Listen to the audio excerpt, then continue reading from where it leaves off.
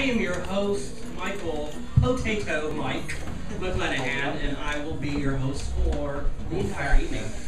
Little quick rules, this is what we do. There is a sign-up sheet right over here. I'm the guy that has it. If you want to read, just slap me down and be like, Michael Potato, that's what you can call me. I want to read, put me on the list, and I'll be like, all right. And then you'll be on the list, and then you'll read. We're going to have a little break after the end of each round, it's like 15-minute break. Have a drink, have a smoke, tip your peoples, they're called baristas. And so without further ado, I'm going to keep shutting this down. So without further ado, we're going to have the very magical Thom come up and read. Everybody give it up for Thom! It's a full moon. Belongs to us. We're in the business of reclaiming midnight to dawn for a start, extemporization for another start. Throw away those books, please. Burn them. If you've got a library, get rid of it. Remember the Library of Alexandria? You haven't been there. They want the books back. That's all that papyrus, all that parchment. Even the words have been stolen for digital now. You can't own your language by the way it's been rendered and borrowed. Too long. Even the music's strong with the poems he has. And no one's going to say anything because the program has got you so much you don't ask what land you're on, where it's stolen from. You don't ask where the language came from, why it's a pirate. You don't ask the important questions because if you did, we might have to change. And change is something that they put in politics so that nobody changes. You go. It's an oxy something, you moron. The old saying used to be that if elections ever changed anything, we'd never have the right to vote, but we all vote here tonight by our bodies and our selection of time and energy and our focus and devotion to freedom of speech and assembly and for shooting this music. Sometimes someone's going to be brave enough to go out to their cafe owner and say, the music is killing the poor duck poet. Please can you cut the throat of the music? But I know you think this is all rhetorical. I'm talking to some invisible audience. I know you think there's someone else out there who's ignoring these words too. But there's no one here but you, and it worked. The invocation is an invitation for participation. Emancipation can only come from activation. All those scripts that lie in books and libraries, they're not going to do anything. They're just going to gather dust, forgetfulness. They're just going to be came back. Why did you come back? Why am I talking to a machine? No one listens to poetry. That's why I love it so much. I love it with a passion which is like a cat on the moon, trying so hard just to find some Russian cosmonaut who really loves cats. But they're not going to land anymore ever since the aliens and the UFOs. Of course you say there are no aliens and no UFOs, but there are cats on them. If you look up at night, full moon, you'll see a poet on the moon. That poet is the poet inside you. We want it playing back this night, every night. Midnight to dawn is poet time.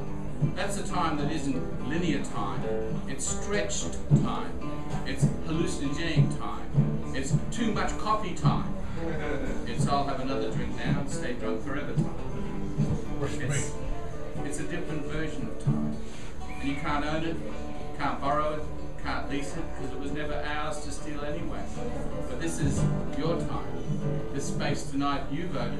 You put your body in here, and I hope you'll win this election tonight by your freedom of speech and your freedom of assembly. Yeah. I steal my brain. Awesome. Thank you so much, Thom and Scott. Can somebody do me a favor and tell them to turn off the music? They should be able to turn it off. Yeah, these are, I think that's what Scott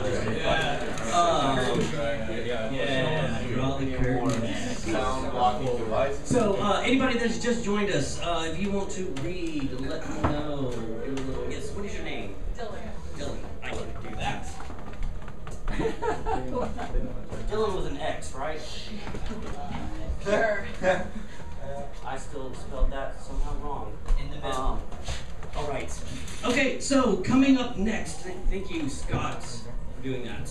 Coming up next, we have some dude named Michael. Hi. This guy. All right, everybody, give it up for me.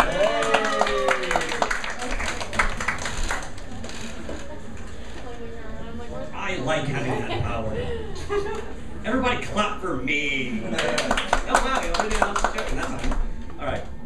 So I still kind of working on writing anything new because I'm gonna have a daughter coming very, very soon.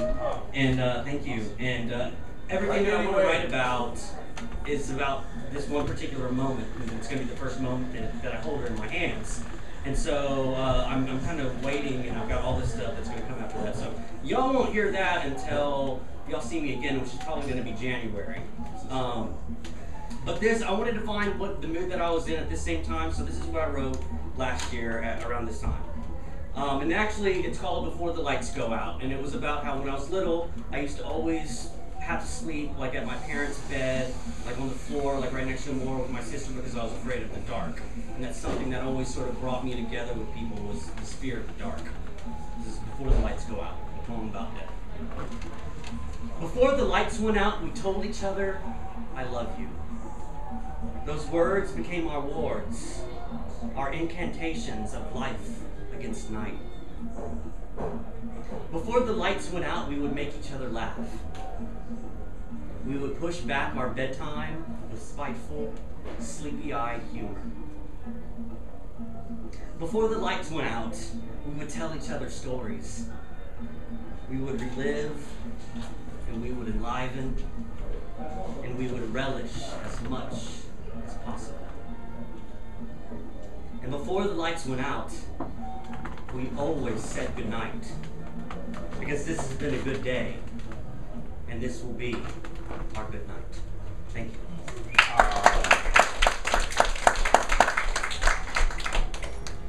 All right. I saw Jamie come. Oh yeah, are you gonna read? No. Maybe I might be able to twist your arm. Right. Okay. All right. So coming up next, we have Louise. Everybody give for Louise. Yay!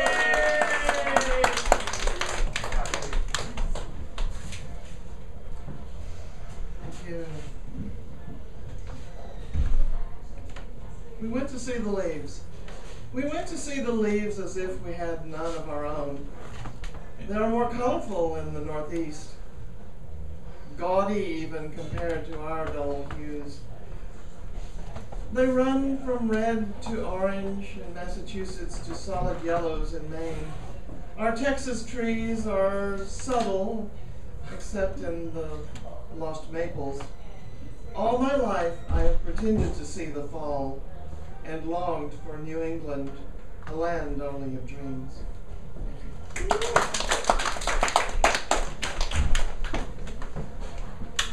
All right, thank you. And coming up next, we have Robin. Give it up for Robin, everybody. Yay!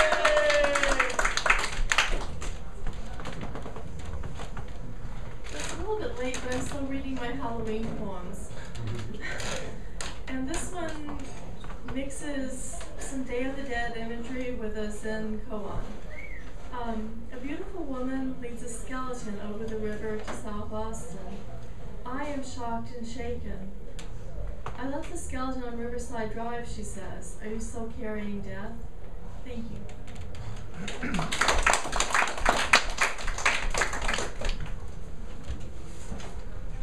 Day of the Dead mixed with the Zen koan. I really like that. They should do more of the Zen zombie stuff. Tibetans are all about it. Okay, so coming up next, we have Caleb. Everybody give it up for Caleb! Yay! Alright.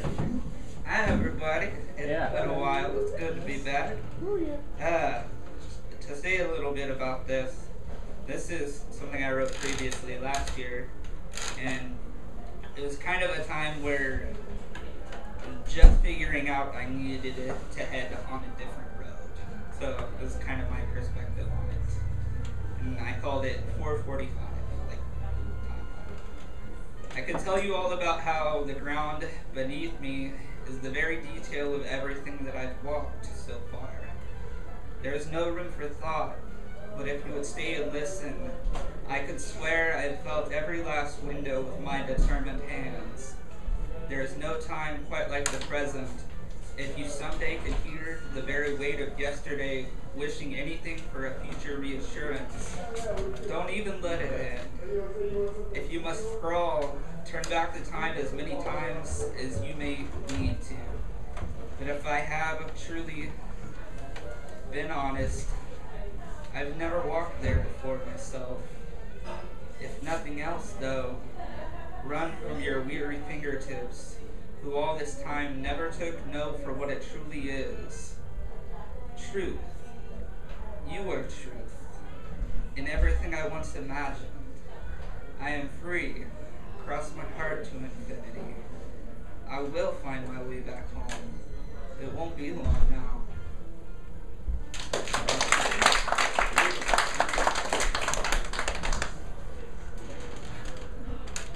I think I'm sweating out all this beer. It is ridiculous. Yes, I know the lights are the devil. And they disconnected the dimmer. Like the most important thing for these damn lights. No, I love this place. Don't get me wrong. I'm just sweating. I can't read. So coming up next, everybody, we have this guy came with me all the way from Victoria. This is his first time here. He's a very good friend of mine. He helped me with Victoria's spoken word down in my hometown. He's an awesome dude. His name is also Michael, which I mean, yeah, he's awesome. So, all right, everybody, give it up for Mr. Michael Lewis. Yay!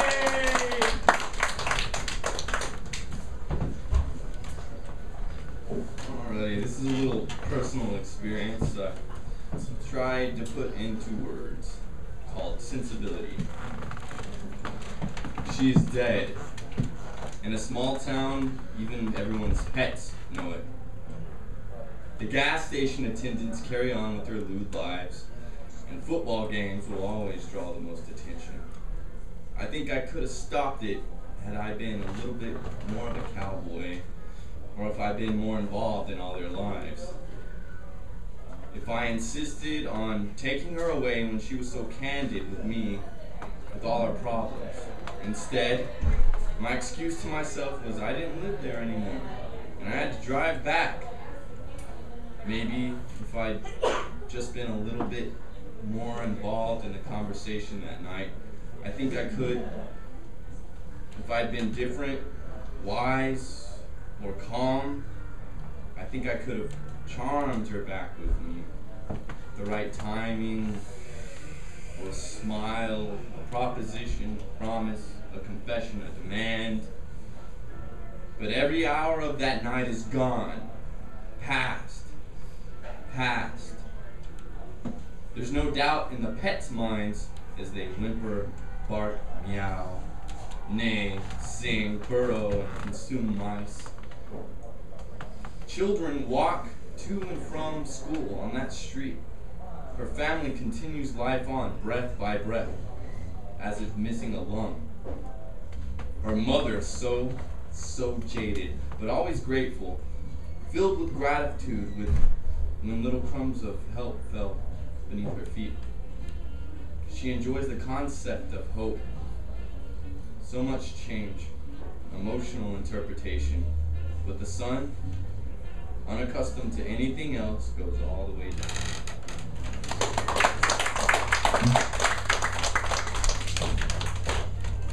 All right, thank you very much. And coming up next, we have Mr. RayH. All right, give it up for Ray! Yay! Ray! Hooray!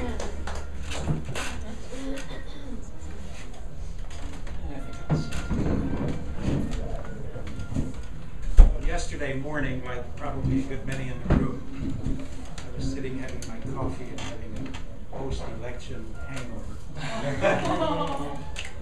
Not the first in my life. My side very rarely wins. But anyway, when feeling really bad about something, I find really the only way of dealing with it is just to write about it.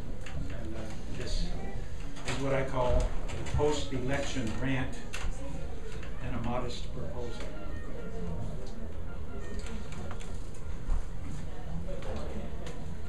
It is said in praise of Lincoln that he saved the Union, but it could be argued that that was his biggest mistake. Maybe he should have let the South secede.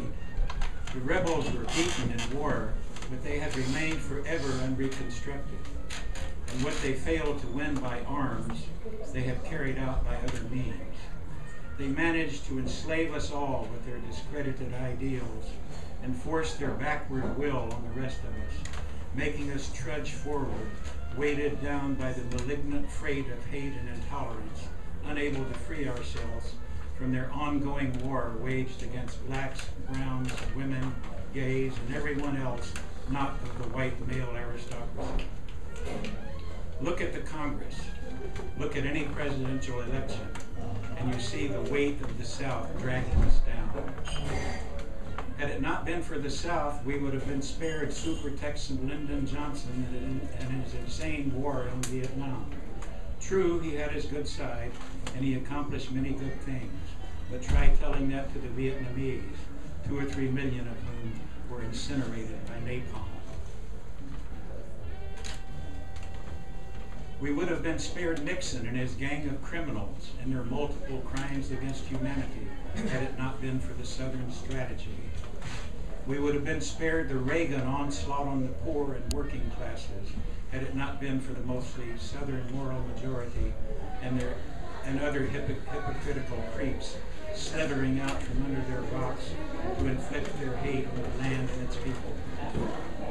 We would have been spared the largest prison population in the world had it not been for good old boy Southern politicians who, annoyed that they could no longer lynch black men, saw to it that at least they could be in prison. We would have been spared the sewage of billionaire money counting as free speech and fouling our elections had it not been for judges appointed by presidents voted in by the South. We would have been spared Bush and his still raging wars, which combined with his tax cuts for the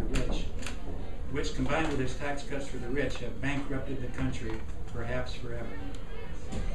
Without the South, this could truly be the land of the free, free from the tortured Southern psyche, free from the revenge they inflict on us all. Texas is the dominant force of the South, and its outgoing governor and his ilk have proposed that Texas secede. That's a good start. If Texas goes, the rest of the South will likely follow. I have only one thing to say to the old Confederacy. Don't let the doorknob hit you in the ass on your way out. Austinites and Central Texans should agree to help Texas secede, with the provision that Austin be allowed to secede from Texas. Rise up, Central Texans. The time has come to declare independence from Texas and the Old South.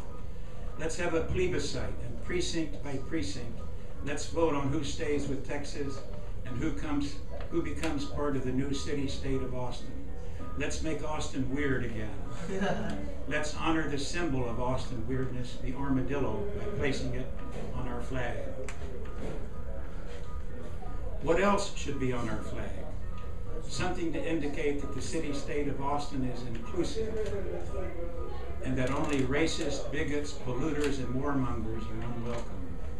I think 19th century Austin was on to something when they placed moonlight towers around the city. We have more sun than we need at these latitudes.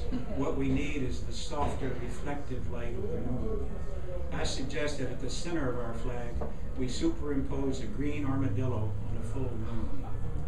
Radiating from the moon are rainbow-colored rays representing earth, air, water, the animals, the plants, an array each for straight women, straight men, lesbians, gay men, bisexual women, transgender men, transgender women, blacks, browns, whites. These multicolored rays are all of equal width, but just in case we overlooked anybody, a double wide ray will represent other. The rays from the central moon all end at the golden border of the flag. Along the bottom edge is written, "Remember the armadillo." Let that be our battle cry. Remember the armadillo. Viva independence for Austin. Remember the armadillo. Viva Austin Independiente. Remember the armadillo. Viva Austin.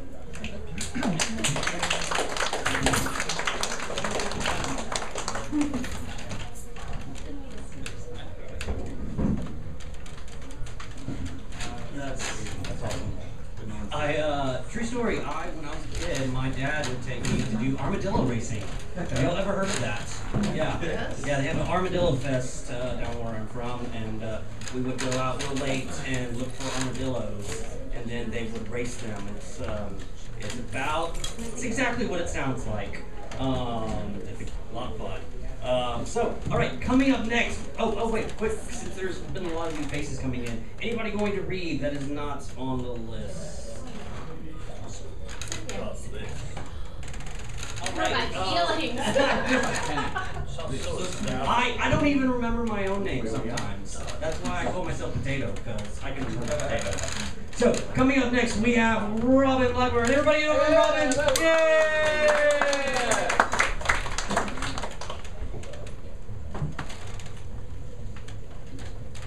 Done this in a long time, but I just got this hat, and it seemed like it was Yeah, that'll work. Yeah, that'll work. This is very new. I look back on so many men as disasters that I have dodged, but you, my friend, are the bullet, irritatingly lodged beneath my breastbone, too close to my heart to be safely removed, though I feel you scraping my tender places each morning that I wake up alone. Without you, I would bleed to death. Within me, you weigh down my every breath, but I would rather live with the pain of you holding me together than face the fatal rupture of your absence from my core.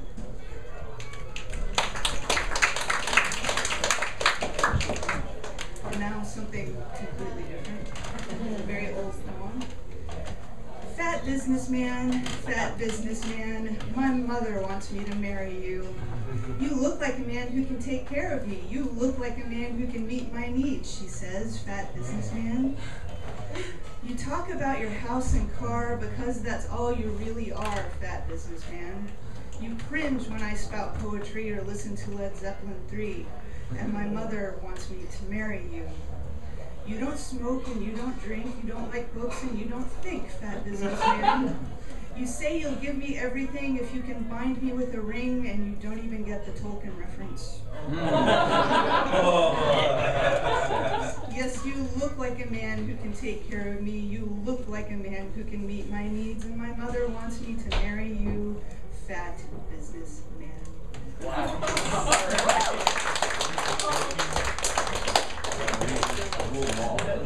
Yeah, I love that one.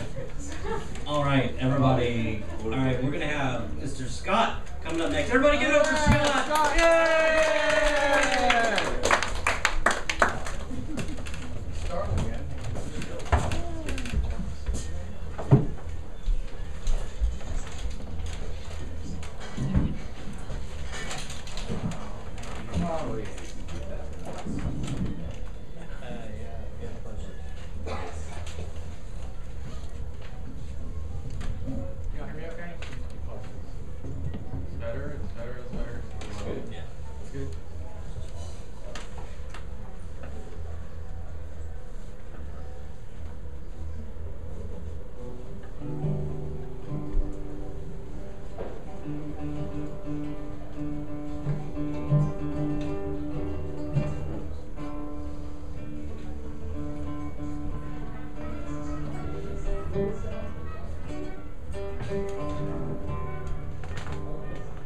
Everywhere I go these days, I keep telling myself, you know, man, you've been staring at your computer way too long. And you tell yourself, you know, you got songs to publish of others and friends and things, and you got videos to do, and you got posts to make, but you've been staring at the computer way too long. Get out there and make something with your hands. Sit down and make Tom's labels or write some notes on a piece of paper.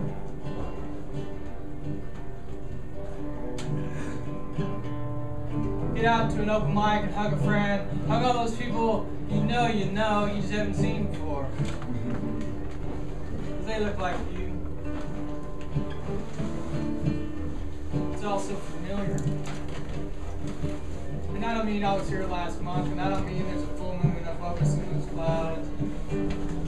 I mean the song that says, this is the one you want to sing, this is the one, this is the thing you really got to say more than just about cares and cities and music and stuff. It's that no matter what I try to do, and I mean everything, I keep telling myself, do something with your hands, man, paint a picture, write a poem, play guitar. I'm never doing any of them with my hands, I'm just doing them with my heart. The feeling that says I'm attached to you in some way, like walls and trees and roots and the good earth. And I can't do a goddamn thing no matter how hard I try unless I'm doing it with my heart and my love that says you're inside of me and we're all just mixed up in some sort of fleeing duck crowd of things. So you'll see me up here tonight, maybe thrice, probably thrice, because I love to do this sort of thing. But look not at the guy sitting in front of you, but look at the sound in your ears that says somewhere inside me there's a sound just like that one and it just wants to burst free. Like the dandelion spores when a child goes on it. I saw one time in the Rockies, I saw a flower that had burst open, and instead of petals it had ice. And I still linger on that. I linger on so many things. I linger on friends telling me hi, or the way Louise's face greeted me the last time I went to Harriet's, or the way Thom hugged me at the car tonight, or the way I heard so many poets already. I'm just dripping and it's nothing but a towel drying on the wind. It's just a feeling, it's just some sound, and no matter how hard I try, the fingers keep doing that thing, but somewhere inside there's a feeling. And it's blind to faces, it's blind to textures, it's blind to sight, it's blind to anything but the fact that someone's going to get up here later and say something and I will be completely blown away. Yeah!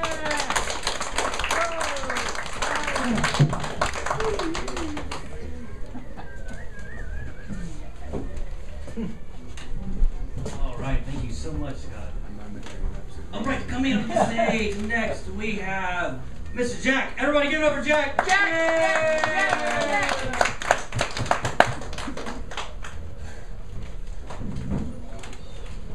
Hello. Inspired by the likes of Scott and Thom, as individuals you've seen earlier, I'm going to improvise poetry. And that's going to crash and burn for a while until I get better. But Greg Abbott is the governor, and I cannot wait for him to be elected president so that he will get the fuck out of Texas. Because Rick Perry was a fucker. Was.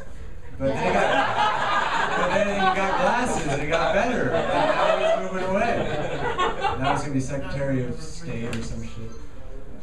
But no, I didn't vote. And I feel bad about it. Everyone's making me feel bad about it. And my justification was, it's a system that doesn't work. You know, my vote in Texas doesn't count. My vote in Austin doesn't count. It's such a big democracy that my vote doesn't count. And it's the electoral college system. It's, you know, it is what it is. And that's bad. I'm going to go on something else. So I have all these friends. I'm not bragging. Whoa. Thank you. I'm going to undo some more. It's going to be that kind of improvisation. I strip when I'm nervous. But I have all these friends, and Horseshoe's a friend, and Wayne's a friend of mine. We have a band now, and we made an album, and I'm very proud of it. And I shared that album with someone who's here today, who I'm purposely not looking at.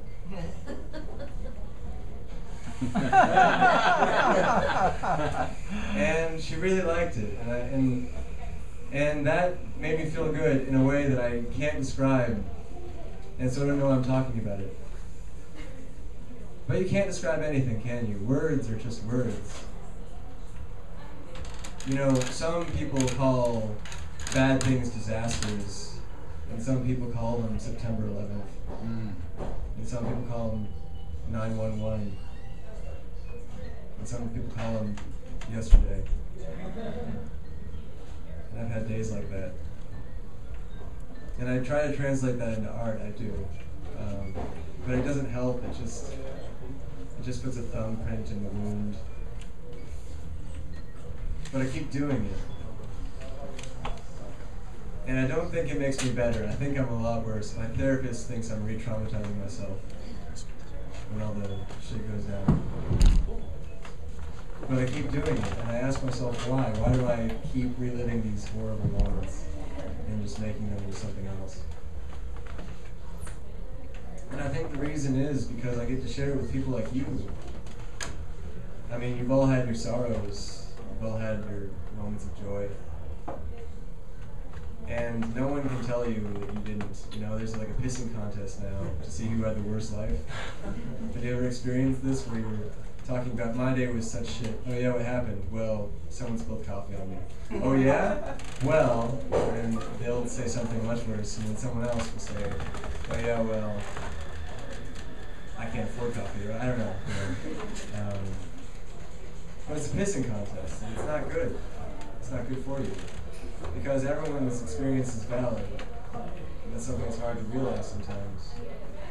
Everyone who's ever pissed off at you was a child once. Everyone who ever stepped on your toe had a bad day. Everyone who ever cut you off in traffic,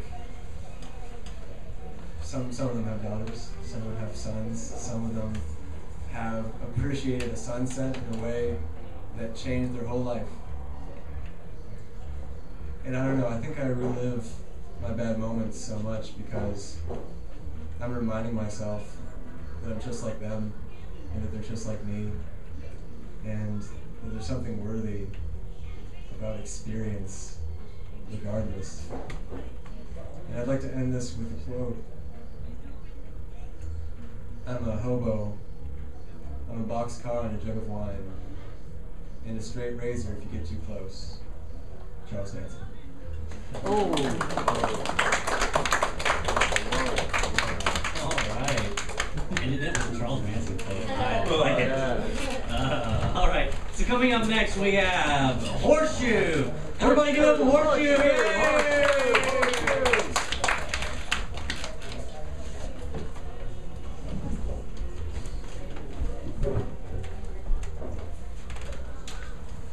Headlights, passing on misshapen circle routes, scream silently like nights before. Don't hear silence, speakers kill with calculated assaults. But screaming survives in eyes that months ago I thought would make new oceans. But rain and rivers and rocks make oceans, and almost goddesses weep fruitlessly for the end, the new beginning, unpromising. Say the promises. Red hot and cold water, shattered glass to remake you out in the cold, surviving nights alone.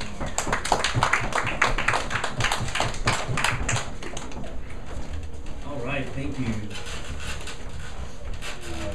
Clean up on aisle 0. Okay, everybody, coming up next we have Ryan. Everybody give up for Ryan. Ryan!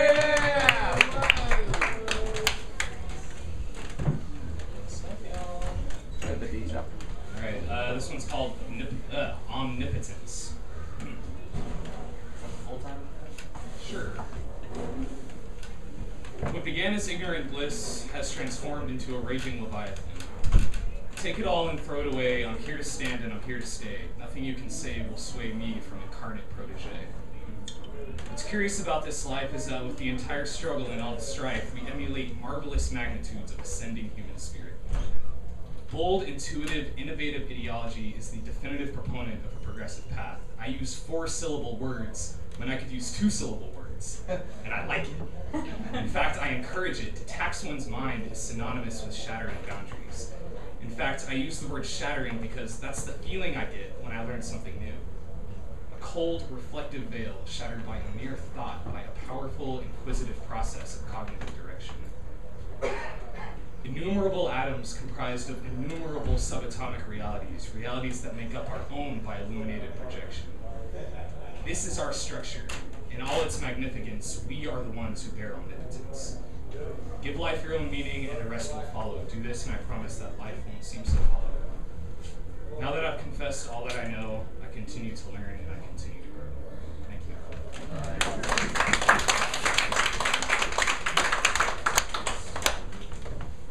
All right, thank you so much. Okay, we've got about 6 poets left. Unless anyone that has just joined us wants to read for round 1. Otherwise, we've got about 6 poets, and then we're going to take a little 15-minute break, and then we're going to be back for round 2. But also, just to let you know, I would like to take a picture. We take a picture sort of at the end of round 1, and we put it up on the page, just so everybody that wasn't here gets to see what they missed out on. All this awesomeness. And just because y'all are all so beautiful, it's so amazing, I just want to share it with the world. Yeah. See, I didn't get the awesome, I did it myself. I'm not going to make the awesome. Yeah, there you go. Thank you. That all was kind of condescending. All right, coming up next, we have PW. Everybody give it up for PW.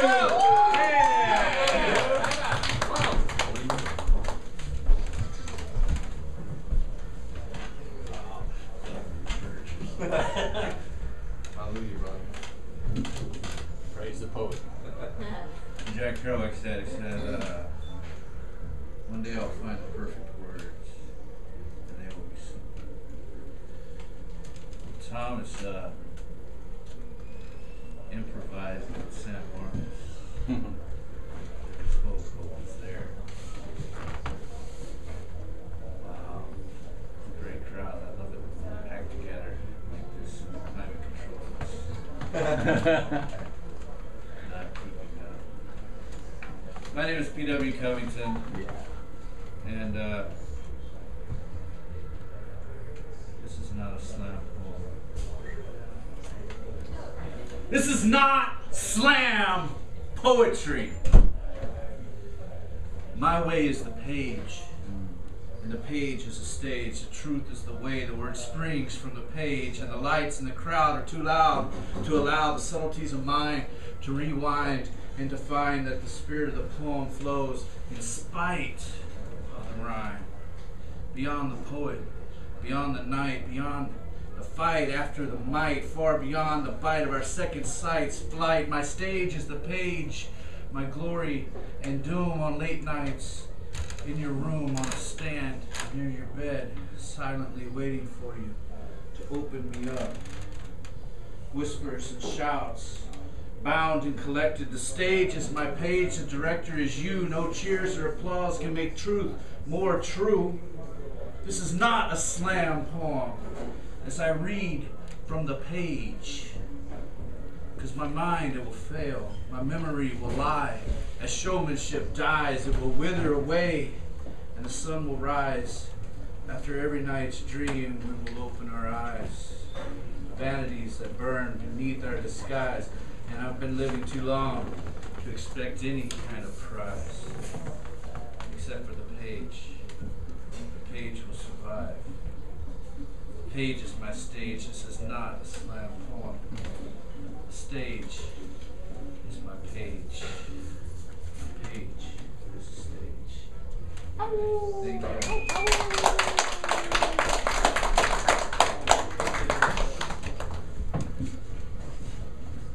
I made it all tall and he didn't even use it. I love that poem, but it's not a slam poem. All right, coming up next we have Debangana. This is her first time here.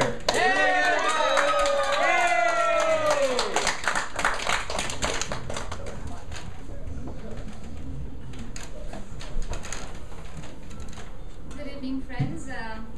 My name is Debangana, and I'm going to read from my first poetry chapbook. I write in Bengali, that's my native language, and I translated those poems with my poet friend Vincent Salucci, who's from Louisiana. I lived in Louisiana before coming to San Marcos. My poems are on rivers as well as on life, because I think rivers symbolize the flow of life. An attempt to exclude. Think about a night full of poetry, excluding you. night will pass, and the moon will not recognize you. Think about an entire day full of poetry, excluding you. On that day, and from that day, the rain will never touch you. If I am a poem, excluding you, then soil, puddle, and cloud, all my matter will exclude you. As I'm constantly trying to exclude you, words engulf themselves in embers of their final evening. As I'm constantly trying to exclude you, the river erodes its own line and hushes. The river was so hurt, its current opposed me. I was afraid the leaves will fall early if I tell you about a poem excluding you. But today I realize you already drifted into some other poems. All of them knew that the river cannot keep its promise. Did the river ever promise at all?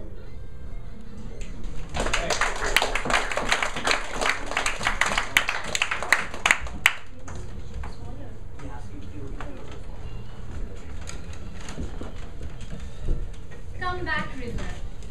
The story of the river floats midstreams, and it is raining now. The expectations break again and again at the river bank. What else can I offer you, river? Do I have what else? Is the tide and storm trying to make me forget everything? I can see down vastly in drops and drops. Fill my mind with sky, attract me, and we will watch. The story of the river is in each and every river turn and clouds sailing on top. My story is not competing between them. When will you listen? How helpless it is. I hold your hand, Mississippi. You could embrace me tightly. You could hold me, drown me if you wanted. Unsatisfied you are, splitting into streams. Now listen to me, river. Wave your wake backwards. Your source is me. I'm spouting all your memories as you overburden my streams. I'm closing my eyes. Come back, river. If not on this side, read the opposite bank.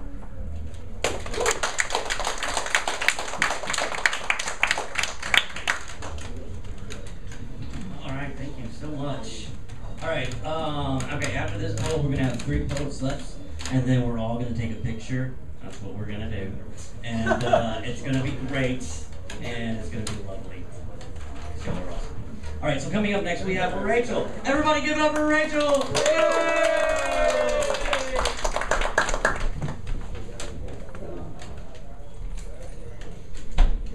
Coming out is me. For me, coming out with my family never happened. It was just understood that I love whoever I do, and as long as they treat me with respect, and there's a positive, supporting relationship, they will love and support me, and I know that I am so incredibly lucky.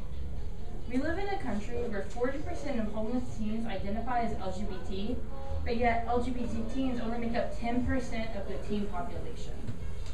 I remember sophomore year in high school, 16. I told my mom about a girl I really liked, and how I wanted to ask her to be my girlfriend. I remember her saying, "Rachel, are you sure you're ready for all that comes with that?" 2 years of self-discovery and growth later, I now know that I am a lesbian, and yes, I am ready for all that comes with that. All of the stigma, the stereotyping, the arguments, the judgment, because I have been in love before, and I know that I didn't care about the stigma when I was with her.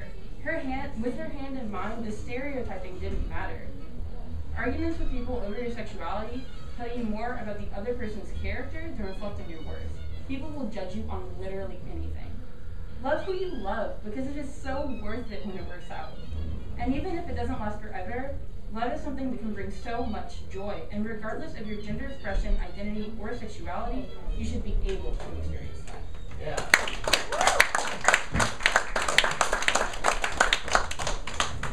Right on. All right, coming up next, this lady came all the way down from Waco. Right? I think Waco, right? Yeah. All right, everybody give it up for JenuineP. Poetess, this is her first time here. Yay!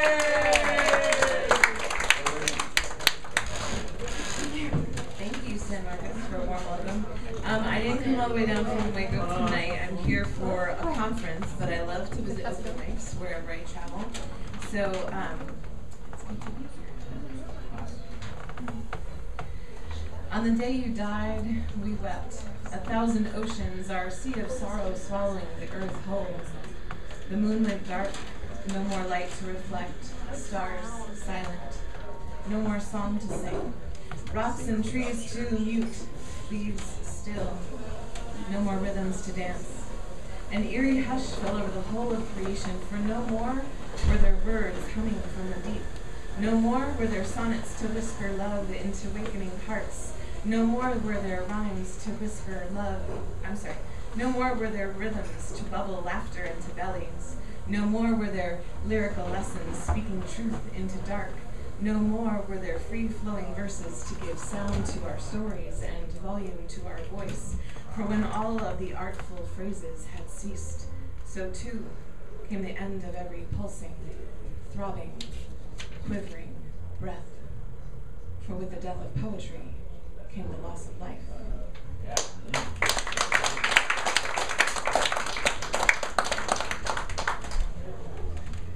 All right, we have just a couple more poets left for the end of round two, unless anybody that's just joined us would like to read.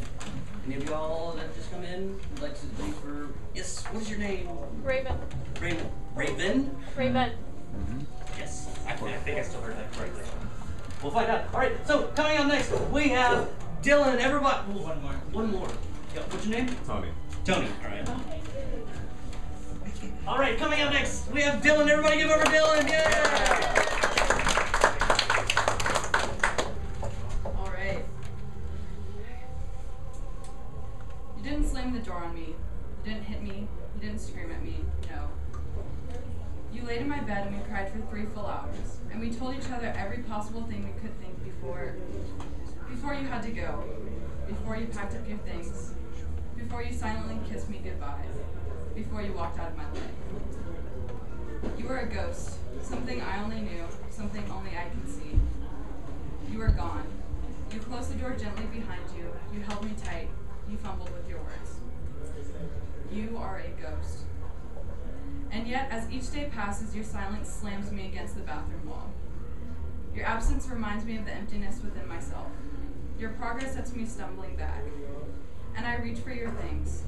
I trip over the mess on my floor, searching for the light. But you took the switch. You took the switch when you shut the door. Because the door you closed was one without hinges. It's the only door that's open. Because you were the place I called home.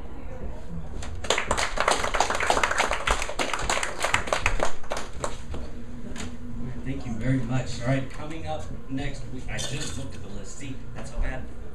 Oh, coming up next, it's Cynthia. Yay! I'm not playing that.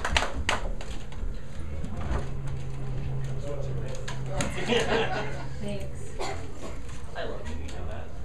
I know. I have pathological thought processes, and I finally met a friend who has them as well. And we have these pathological thought process parties where we share with each other our looping thoughts that we have to cope with. Hers is being shot execution style on a dark night at a cul-de-sac out in the country in Beverly.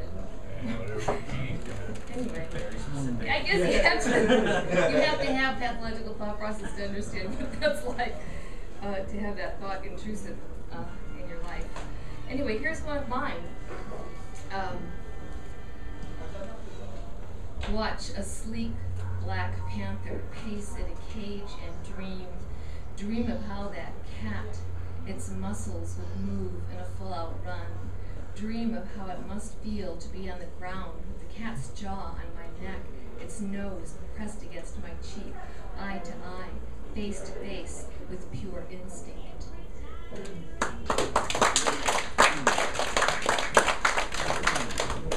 Actually, I did hear something about intrusive thoughts and how, you know, a lot of people, we try and think that we don't have them. Like you know, you're walking down and you see somebody, you're like, you know what?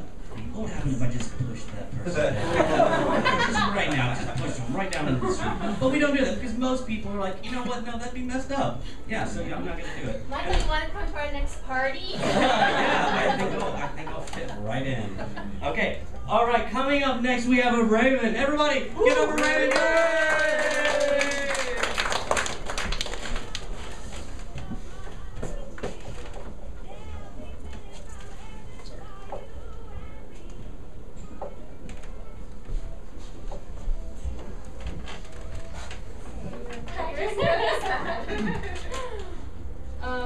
This is written on Kelsey Huckabee's flyers. She's a talented artist, if you want to check her out. Okay, so this is an alter ego. It's kind of like it's my rap alias. Ratchet Ray. Okay. Okay. So, Ratchet Ray. These beans and rice taste better than filet mignon, delivered from Vietnam. Because you know that Vietnamese can produce Siamese like the bees in the trees, highlighting the pores in the factories. Treachery is the nature of disengagement. Suffering from inexplicable inhibitions to let the slaves win. Barrowing discolors the fantastical imagination, slipping from salvation, turns self-infliction of pain. But I've yet met a sister, not elated by rain. Tears of the heaven, see the eyes that cry at the light when sun hits them, as the truth be told, your life was sold, not to the devil or angel, but the fabrication that demonstrates a hierarchy. Too bad at the finale, the grand finale, lost wondering visionaries, sacrificed cars, sight, research, light. The sunny day of Sunday by the landfill, all reused, reduced, recycled, decomposed eventually, hopefully. Intrinsically worth 1,569 light years for the price of $12.99. Man, I hope this sweater keeps me warm. Fahrenheit dropping when Celsius dials down the degrees, stationed in the relentless University of Western South Texas. The tongue held out and frozen. I can't get it off this pole. Fun times. Are you able to relate this memory? Oh, you're working. Until my sweater matches 10,000 others? Then I don't want it. I want a friend. I can make this sweater. Teach me your language. My two hands hold the sentences to make this artifact. I demonstrate to you that monkey see, monkey do. Darwin even knows you're not a buffoon. If I had enough money, could I pay for you to pet me like a chimpanzee? Or like me, like your wifey? If I had enough money, could I educate myself, dedicate myself, lower my standard of living, and pay off your authority so you could see how funny it is to have your tongue cloven?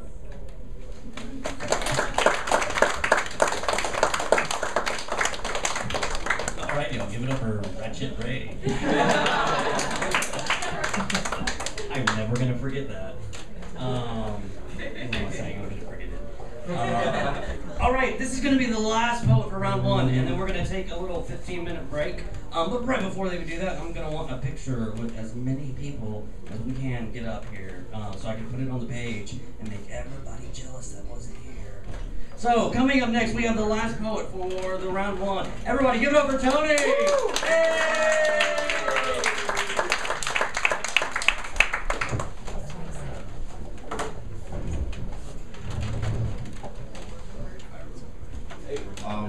This is one of my older poems, so I hope you like it. It still doesn't have a name. I did it a long time ago. I still have a name for it.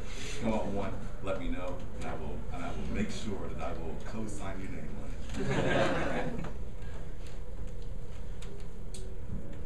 Imagine a college student. He sits on the front row of Mrs. House's beginning Spanish class. She asks him, "Donde vives?" on the first day of class, and he replies, "I have no idea what the hell you just said."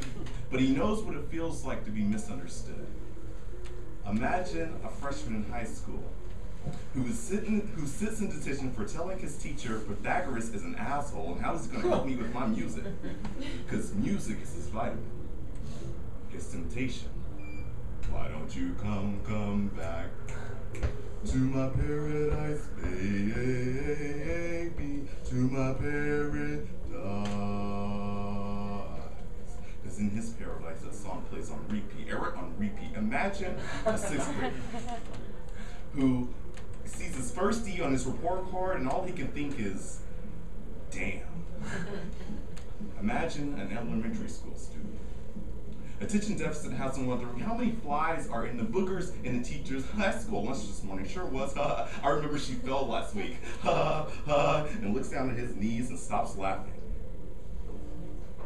Because there's nothing funny about being torn.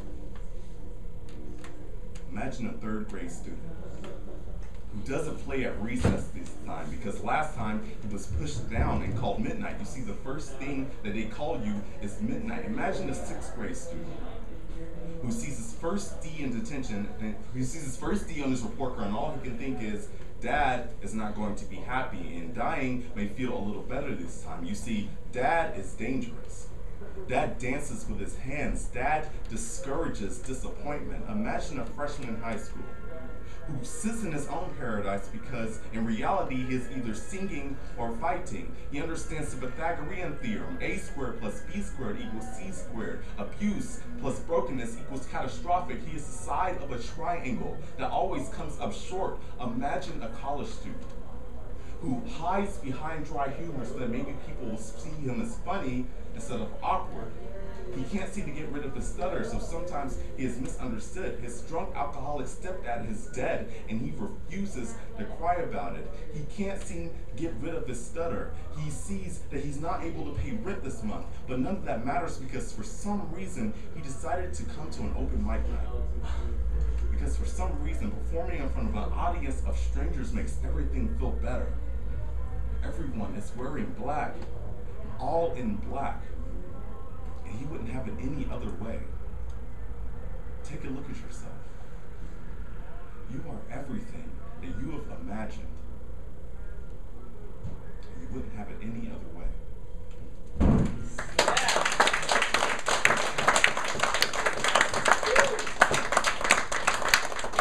All right, thank you so much for that. That was awesome. Okay, everybody, that's it. That is the end of round 1. So do me a big favor and come up here and let's squeeze as many of us as we can. Get a little picture. See all your bright, beautiful faces. I love you all so much. God, amazing. Thank you.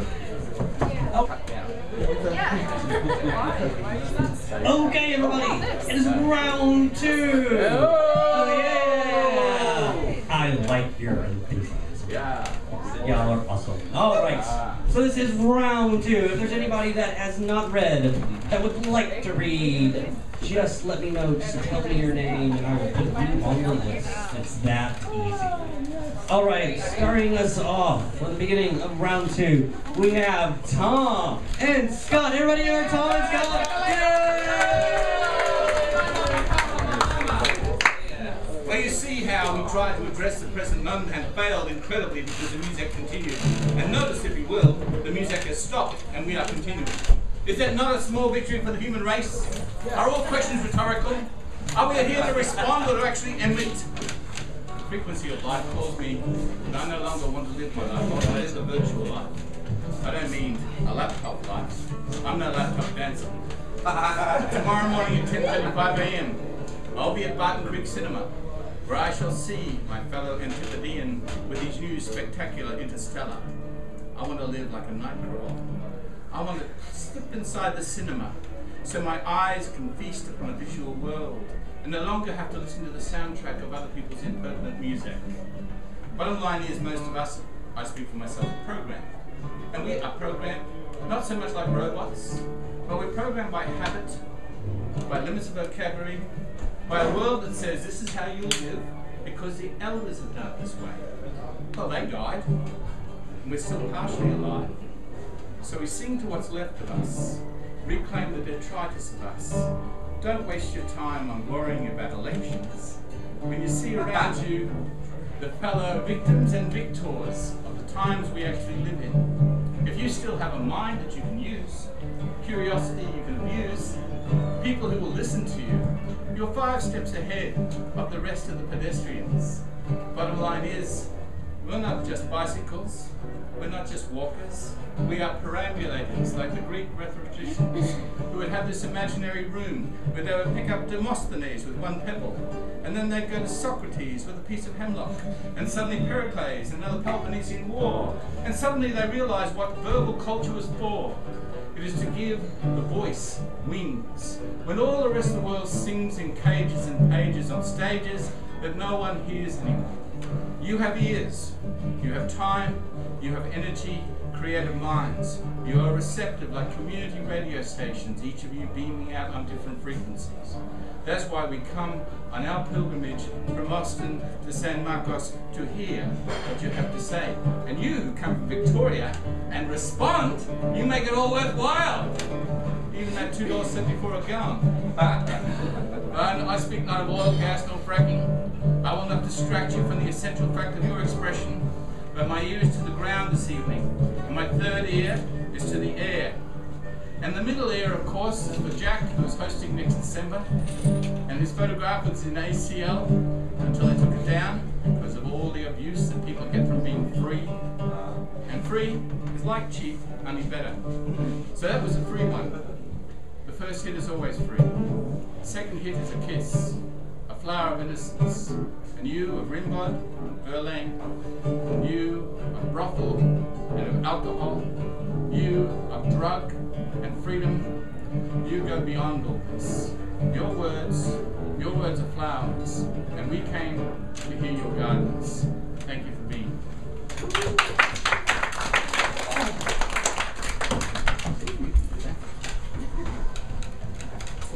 All right, thank you, Thom and Scott, everybody. All right, coming up next, we have some guy. It's this guy. Everybody, give it up for me! Yay! I will never get tired of that. Ever. Yeah. I'm in control. All right. Yes, Mike on the mic. The possibilities are endless. All right, this is one of my favorite poems.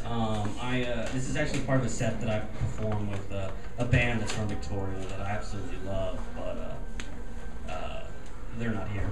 So just imagine really awesome music behind me. Just kind of, yeah. All right, this is called Little Cosmic Wonder. Be ever diligent, little cosmic wonder. Even though you bed in darkness, you possess the ability to dream tapestries of light and sound in the realm of your mind. Be ever diligent, little cosmic wonder. For when the dust has time to rest, when crickets cease their serenading, that is when you are at your most vulnerable. Do not buckle under that weight. Remember, at this moment, at always this moment, you can dream. Thank you. Alrighty, and coming up next we have Louise. Everybody give it up for Louise. Yay!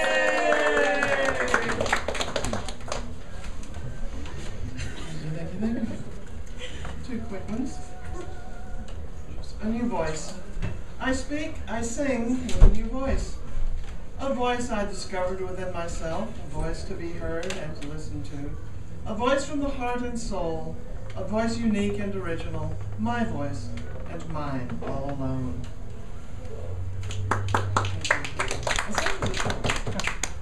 Inside a glass. I wait for you inside a glass, crystal clear, hiding in plain sight. It is open to the air above, no bell jar stifling breath and hope. You must see me, for I see you. Peer into the glass and see me. Thank you. Yeah, thank you. All right, coming in next, we got this guy, Caleb. Everybody give it up for Caleb. Yay!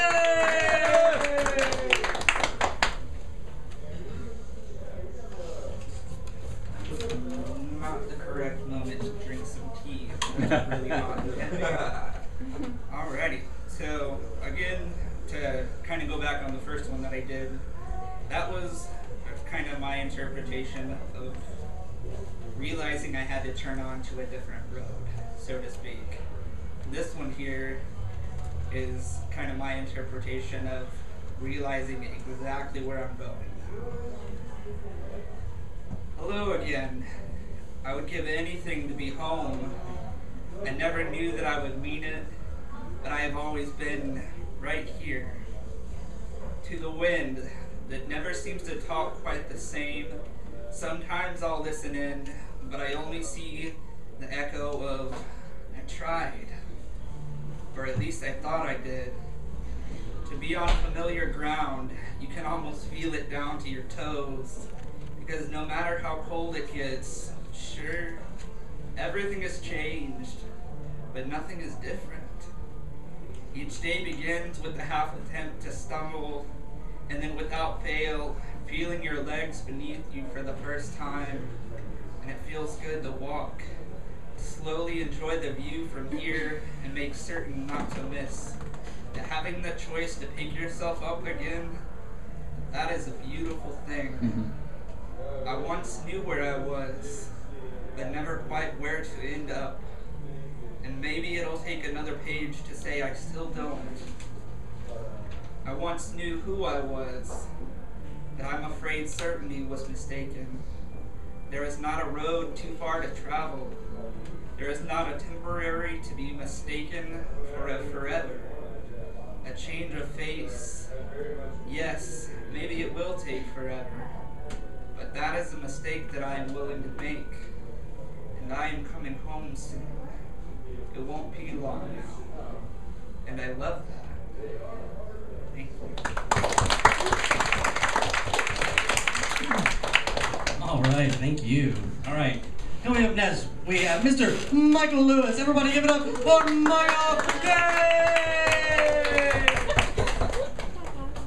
All right, I want to give a shout out real quick. PW is a editor, and he sent this out here. Nowhere poetry, fashion fiction. I'm sorry, I can't enunciate now. But this is from the area that I'm traveling to you guys from right here. And you know, he put one up here if y'all want to check that out. But these are some interesting articles from nowhere, is where I come from. So some words from nowhere for you guys. This one's called My Prayers. What could you have done when you were so sure that I was blaspheming against something? Just add up all the graves of those that died for that cause, but killed in the same name. You should have been given a clue when they all have plus signs atop their plots. Swear by that name. Drench your children in its water. Steal the lives of your own sons and daughters in voluntary sacrifice to the invisible, unacting altar. Paradoxical idol with its very own fear that only human imagination can conjure. Lips that do not speak, eyes that do not see, ears that do not hear, hands that do not touch or feel, all things to you that seem so real. Justified hypocrisy in omnipotent fashion. Death on wings of glory. Holy, holy, holy. Genocide. Praise be the destroyer of worlds, of old worlds. The killer of many for the better of some. We've built armies in your image. We've killed those that do not listen in your image. We've sought power, domination, and greatness in your image. We are your children in your image. We are just like you, want to be just like you. Image after image of mankind's listless sentence. A face that cringes at its own reflection, but continues to make you proud, Father. And this our world, our home, that you built for us with your bare hands. So these are my words that I say to you with my bare heart. I get lost in love every day for the sky above, the wind, the rain, And as a boy, I would write you letters with my thoughts and tell you that I loved you, but you never wrote back. All I wanted was for you to appear in some definite way and say that you also love me. Others spoke in your place, but I could never take their words over yours. So I waited, O ye of little faith. And I am a man now, and many things have covered over my heart. Sometimes it only beats because of its scars. Now it's more difficult to see unless I travel far and look very hard. I've listened to the counsel of many men and women. Some I know as fools, but others have wisdom I have yet to understand. I can't destroy my ambition or filter my thoughts any longer. Third-hand statements have watered down your taste into something indistinguishable. This world is only dying because the self-justified want to watch you destroy it. But as for me, I shall not serve to a father I have never seen prove his word. I want to make this a good life to live, but Father, I cannot do it for you. I have not the proof, and I'm weary from your distance. Everything I know of love, I will still give it. And if you ever decide to appear, to explain, or to prove, I will still listen.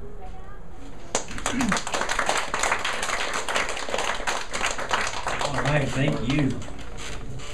Okay, coming up next, we have Mr. Ray. Give it up for Ray! Restrain yourself.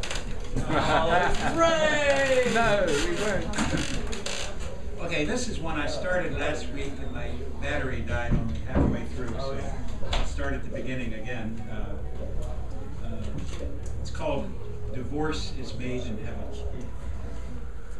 Steve eats only salmon, blueberries, kale, and steve-cut oats. He drinks only green tea. He runs every other day, and on alternate days he goes to the gym. At 8 p.m. on Tuesdays, Thursdays, and Saturdays, he has sex with his young wife, Cindy, who eats and drinks the same thing her husband does. The only difference is that instead of running, she swims laps in the pool, and instead of going to the gym, she does Pilates. Neither of their taut, trim forms shows any sign of indulgence, and to all the world, their well-calibrated marriage appears to be in sync. Until one Monday, when Cindy goes not to the pool at the gym, but to the river, where she meets a poet named Carlos and falls for his lines.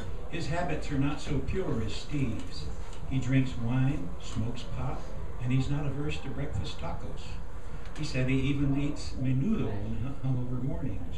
Instead of going to Pilates on Tuesday, Cindy joins Carlos in his hammock for a different kind of exercise, and together they create stanzas of languorous love. That night back home, Cindy tells Steve that she has a headache. Thursday night, she says she's not in the mood, and by Saturday, she has moved out to live with Carlos in his ramshackle pad.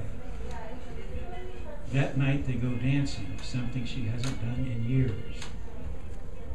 For a pittance, she signs away her share of the business to Steve, and she sells her Mercedes and her $2,000 racing bike.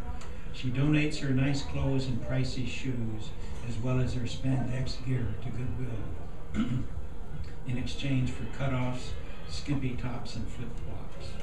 On Craigslist, she finds a used mountain bike for $85, which she pedals to the river and back, and to the bars and cafes around town. A few months later, she sees Steve in court, where the judge pronounces them no longer man and wife. Outside on the sidewalk, they're friendly enough, but it's as if they're from different planets. They exchange news. He has not yet found a replacement for her, and on Tuesdays, Thursdays, and Saturdays, he now does martial arts. She has taken up painting and changed her name to Graciela. She asks herself, did I really live with this man for 7 years? She detects a note of distaste on his face as he looks at her unruly hair and the newly acquired flesh of her once taut frame. She thinks she looks better than she has in years, but he sees her glowing flesh not as a sign of health, but as proof of lapsed discipline. He asked her what she plans to do now, and she answers, "Follow my bliss." "But you don't have enough money to last for long. What will you do when it runs out?" "I don't know," she says. "I gave away my watch and threw away my calendar. Que sera, sera." He asked about Carlos. He's no doubt heard that he left town, and he wants to rub it in. But she remembers Carlos with gratitude. He was the vehicle that enabled her to escape the rigid prison of her marriage and safely reach a pleasant life, punctuated by spells of euphoria and outbursts of ecstasy.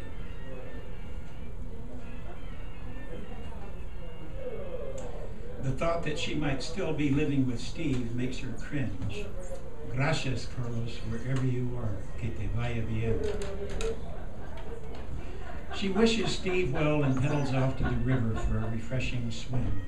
She dives into the limpid, swirling waters and drifts alongside undulating wild rice. She cavorts with nymphs and neos, sprites and mermaids. She swims with Oshun, Sequana, Otomoy, and other river deities. She feels an integral part of the grand confluence, flowing into the gates of paradise, accompanied by sounds of rippling waters, quacking ducks, honking geese, and the raucous squawk of a snow-winged egret making its noisy landing in the branches of a riverbank tree. From high up in the majestic cypress comes the sweet oboe song of the mockingbird.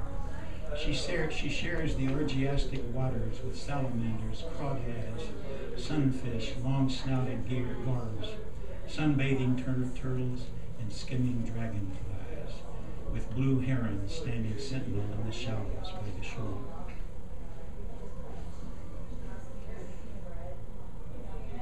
When she gets out, her long Medusa hair, matted by the hallucinogenic waters, hangs down over her tingling, ecstatic flesh. She feels she has just been baptized into a new life. What shall I do with the rest of the day, she asks herself. Hang out in the cafes? Drop in on her current lover? Go home and paint? Swing in the hammock and finish Middlemarch, which she'd never had time to read before? How wonderful it is not to have every minute scheduled. What heavenly luxury it is to wallow in such voluptuous choices. How sweet it is to be living the San Martian way of life. Feet still in the water, she places her palms together, prayer-like, in front of her heart, and intones, Shalom, Doxo to Theo, Ojalá, Gracias a la vida. Thanks to all the gods and goddesses, immanent and transcendent, for this precious, measureless moment. Shanti.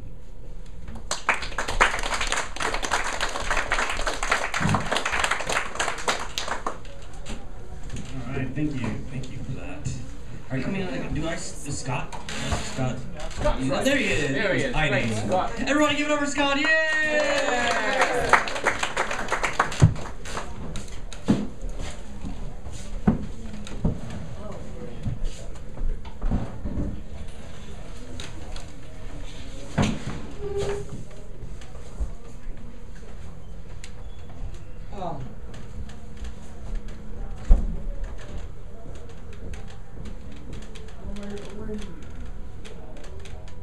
I don't know where to start. That must be the place. And where does that come from? It comes from the inclination that there's a part of me that wants to make things right, as well as make things. It comes from me, probably as well as you, that somewhere along the line, when we were younger, or wherever the hell that was, somebody said something where we thought, you know, that sounds pretty damn cool. I want to write something like that has meaning and verve and passion.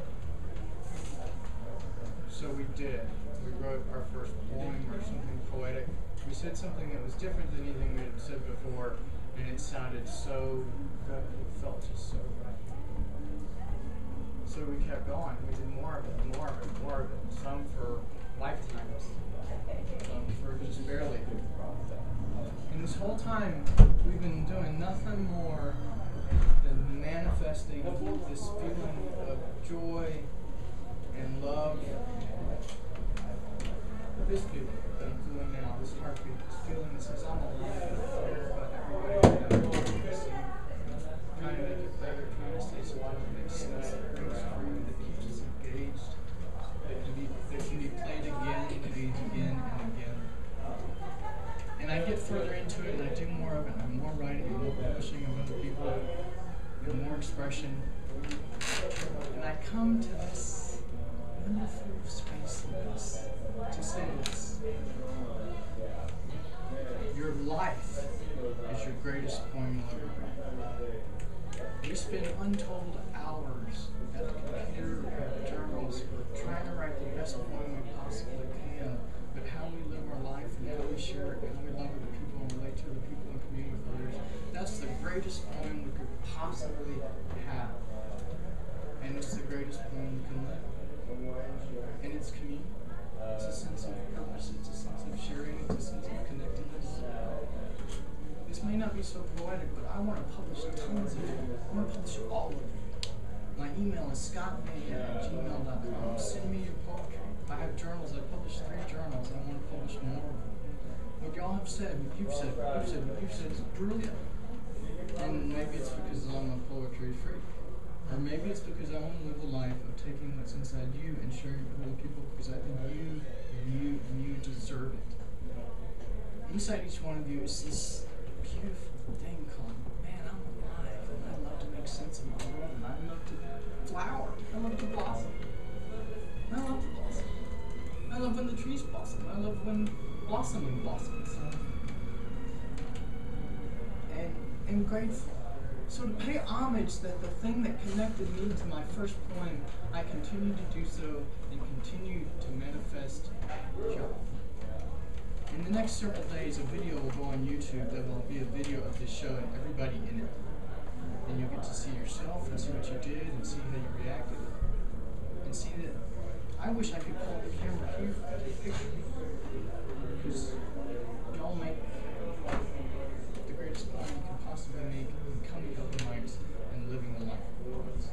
Your poems are hairs compared to who you are and what you are as a living manifestation. Thank you.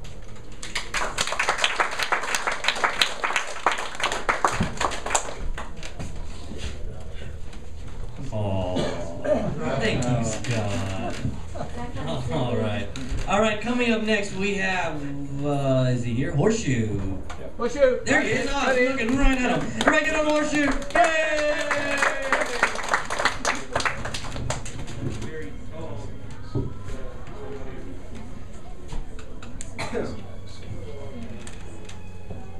Okay, the working title for this one is Right Drunk. Yeah. In a cafe cradled in rain on a crying autumn night, lonely, nameless pills and empty pitchers, consumed in madness and bordered by puddles of condensation and condescension, spill inky tears onto a clean canvas's blank stare, while moping hipster pop songs vibrate from art-laden walls. Reflections in darkened mirror windows bear hazy reality to not quite sober, somber eyes that, crossed in intoxicated freedom and drunken reflections, go home in a cloud and crash to find prickly reality in morning's morning.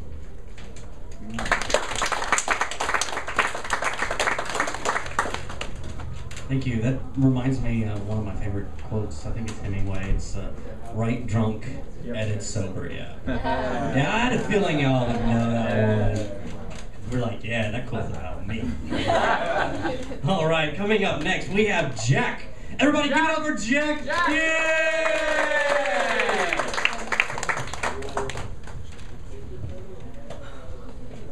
Yeah, last time I was a little lackadaisical, but now I have caffeine. Yeah.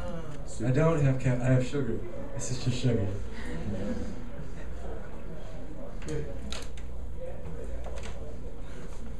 So, I consider my friends and I as beats that the beats wanted to be. Because they're in the past and they can't do shit now. but we're present, and we have dictionaries. Yeah. We can choose any words we want. Yeah. We have power. Sacred power. And I've always considered Horseshoe the Ginsburg. He shrugs, like Ginsburg would have done. And we've got Wayne, and Wayne's the crazy motherfucker. He's the Billy Burroughs. And am I Jack Kerouac? That is the question that's been plaguing me for minutes. Almost an hour at this point. And I'm Jack Corcoran. And that's not, it doesn't rhyme. It's not Jack Kerouac. It's not like, Jack Kerouac. It's Jack Corcoran, which is stupid. We're actually from the county Kerry, my family. But they fucked us over at Ellis Island like they did so many people, so they're like, I'm tired of thinking you're from Cork. And that hurt. Probably.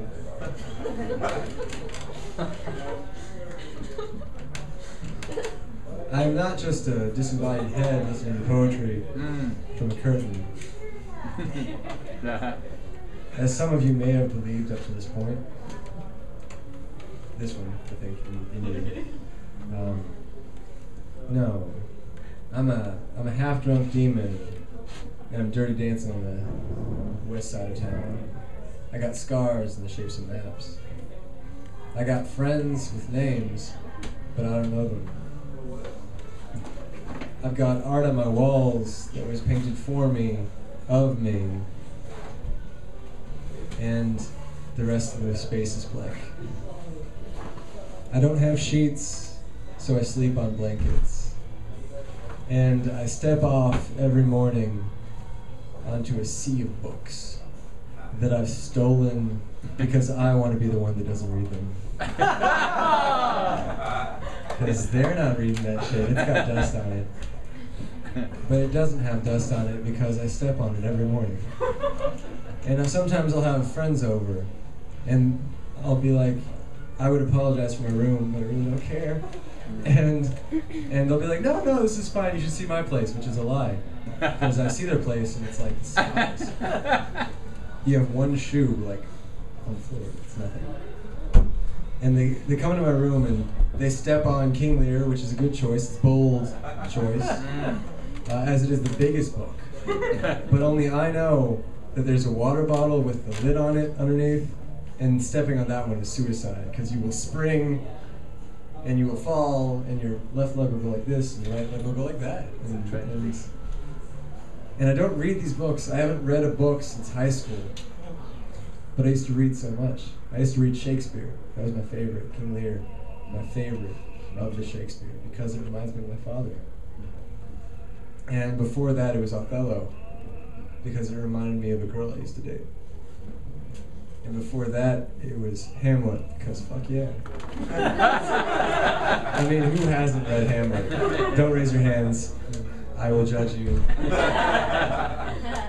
You should all read Hamlet, because it is so good. It is the story of a man pretending to be crazy because a ghost told him to.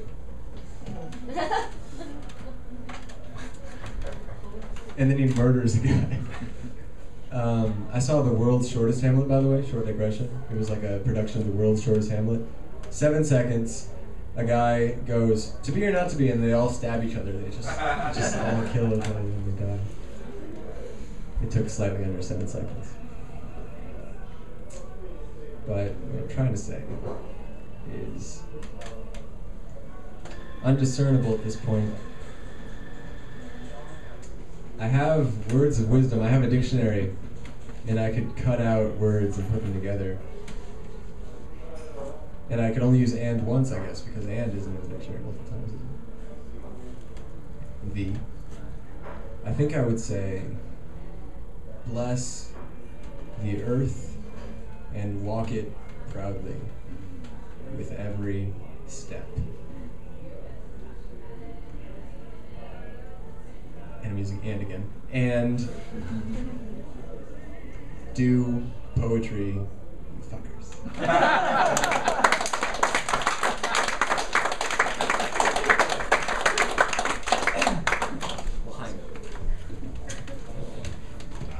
I'm not that tall. Okay, there we go. All right, coming up next, we have Ryan. And if anybody's PW can hear me, if he's out there, PW. Yeah, he's gonna be next after this one. So just yeah, you let him know. All right, I don't know why I did that. Because he's my friend and I can't. Yeah, he's nice. So coming up next, we have Ryan. Everybody, give it up for Ryan! Yay! Good stuff tonight. I'm having a really good time tonight. I'm reading soon. I'm going to try something a little different tonight. Usually I read something in front of me, but if any of y'all are familiar with the Charlie Chaplin, he was in a really sick movie called The Dictator around the 1940s. Yeah, great. Here's an excerpt of a monologue he does that I'd like to perform. It's like a cover song.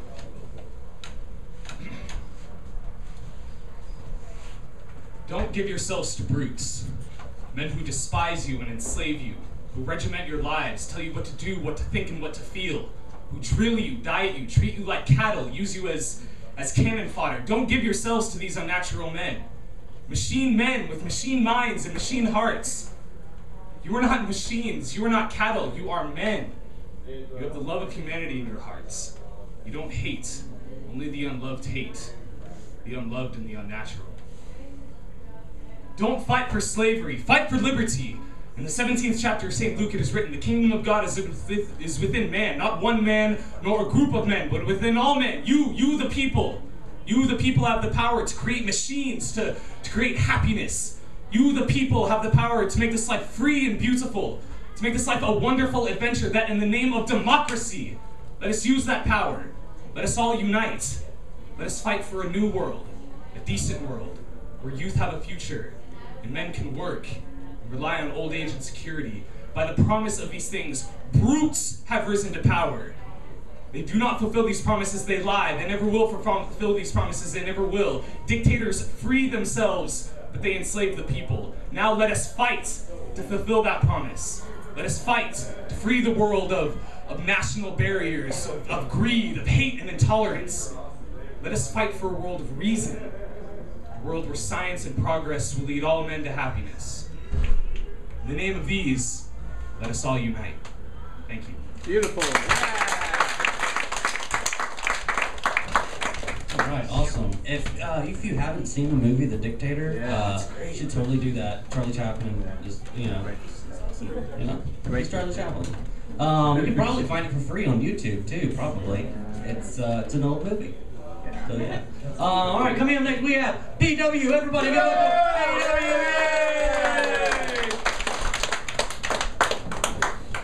The humanity. Yeah. Man, it's a good problem to have. In the room. It's awesome. Thom and I have been to places where it's just him and me. That's right. That's true. And if spoken word means what it means to a lot of us, to you, and you'll have those nights. It's going to happen. You keep showing up, and you keep showing up, and you keep writing, and you keep reading, and you keep hanging out with people like Mike, Tim back there somewhere. And, there he is.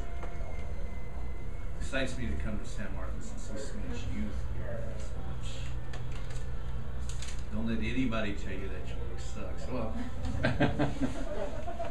Thom never told me that anyway, and I kept coming back.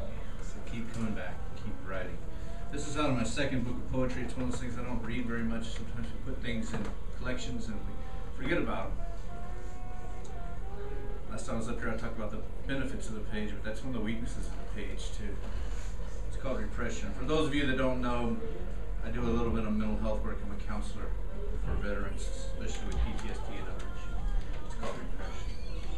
What the head shrinkers call psychologically traumatic episodes, soldiers, Marines, battlefield airmen call really fucked up shit.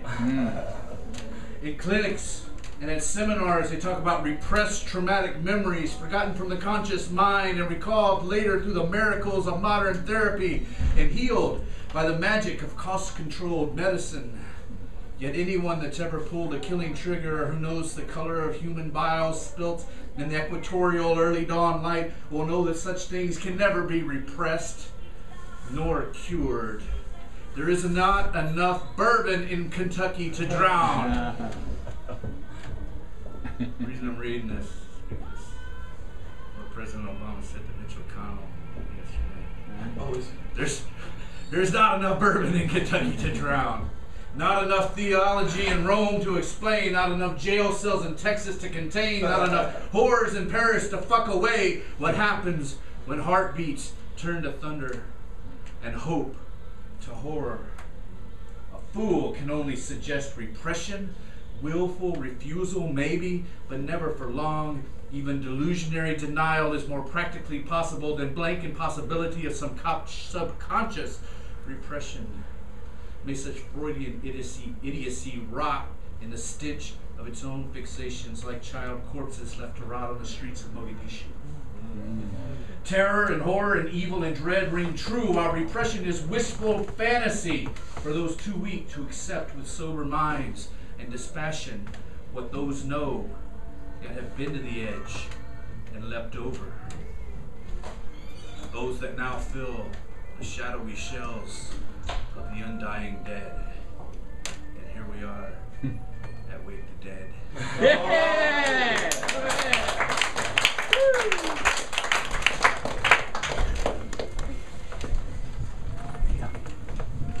You see what he did there? I liked it. Alrighty, coming up next we have Rachel. Alrighty, oh yeah, is she coming up? Yeah, she's coming up. Get over, Rachel.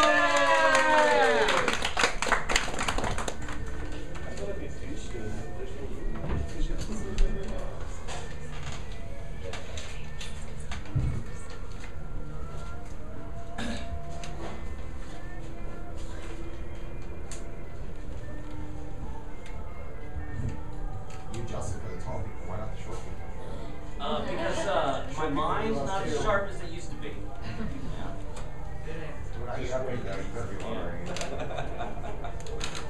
When the loneliness comes. When the loneliness comes, because it will come, I want you to sit with it.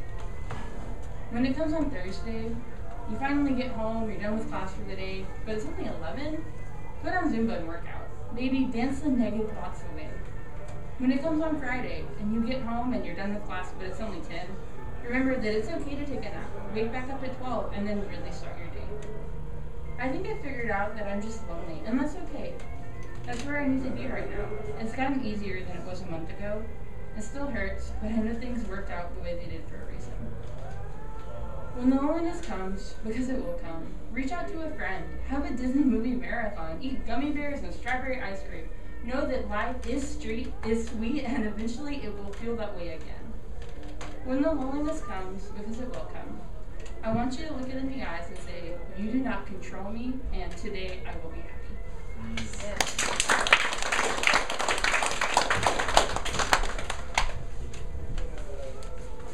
All right.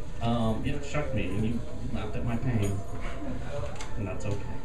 Because comedy is when pain happens when I get shocked, and then tragedy is when it happens to you. Someone said that, not me. Yeah, I know. Yeah, there you go. All right, coming up next we have Genuine Poetess. Yeah, give it up, Genuine. Yay!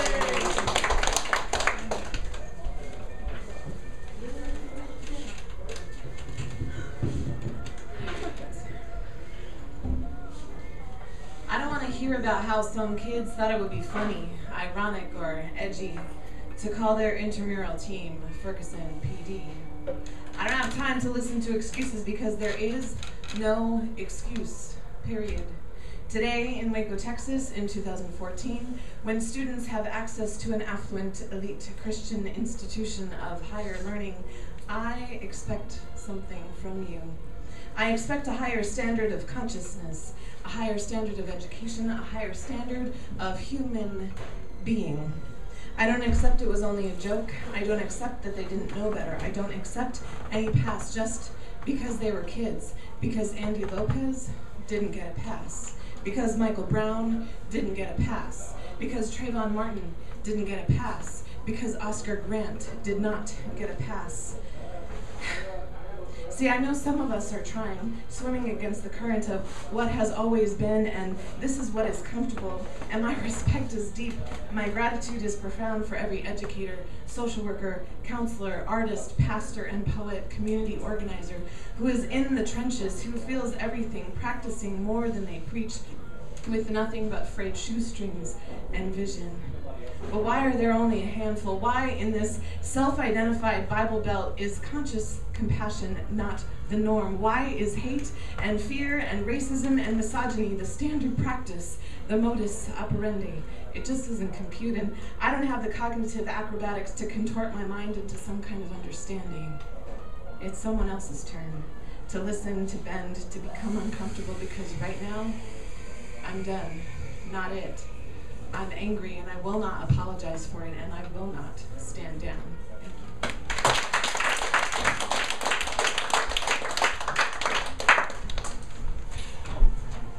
Why is it shocking me? If anybody else gets shocked, let me know, so I don't feel so bad. All right, coming up next, we have Dylan. Everybody give it up for Dylan, yay!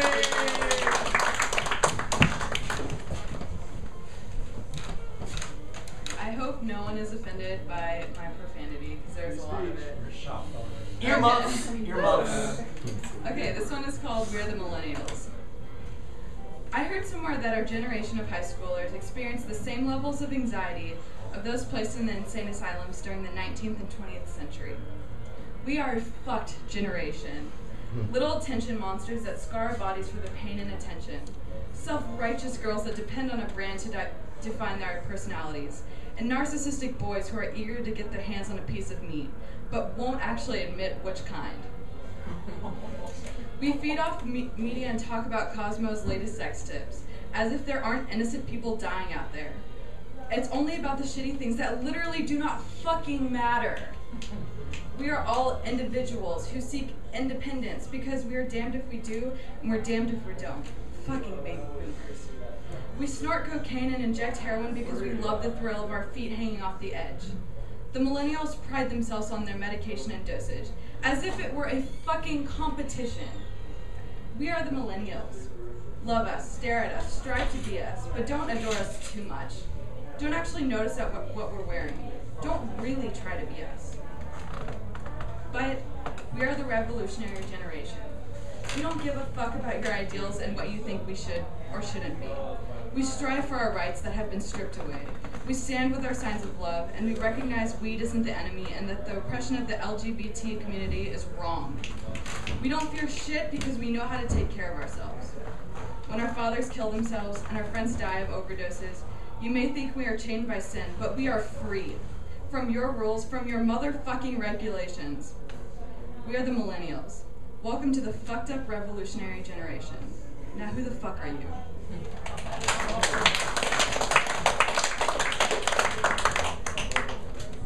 That just seems like something you'd see in a movie, or like Tyler Durden should have said that. Tyler Durden-y? I don't know. It's a new adjective. All right. Don't shake your head at me. You can't judge me. Oh, yes, we yeah. can. But I've got the mic. All right, we've got 5 poets left, and then it's gonna be the end of round 2. All right, coming up next we have Cynthia. Everybody, give it up for Cynthia! Yay!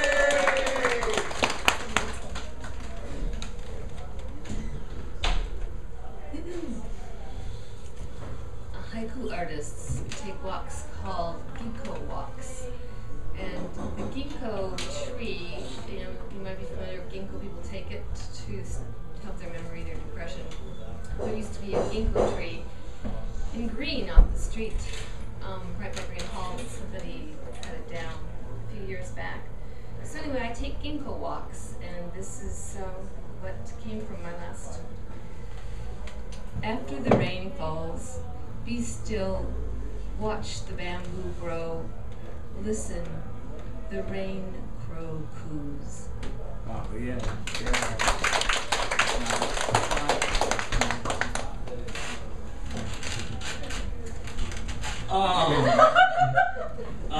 You know, that makes a lot more sense now because when you told me that earlier, I had a little misfire in my brain and I heard Geico walks. And I was just really, I didn't get the connection.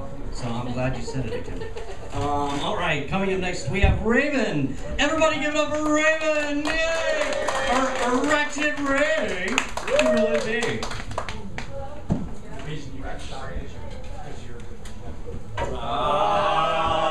This guy! All in the night right there.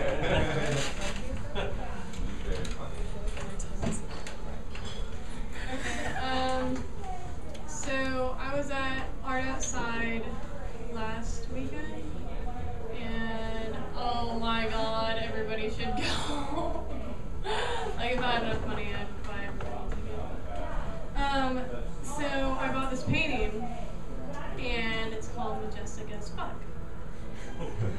So this is majestic as fuck. Majestic as fuck, when I look at you, I see purple mountains under the ocean of bold teal and purple edifices. Some spiraling right angles with a burping bass, purple, and a purple three-eyed water droplet Medusa, majestic as fuck.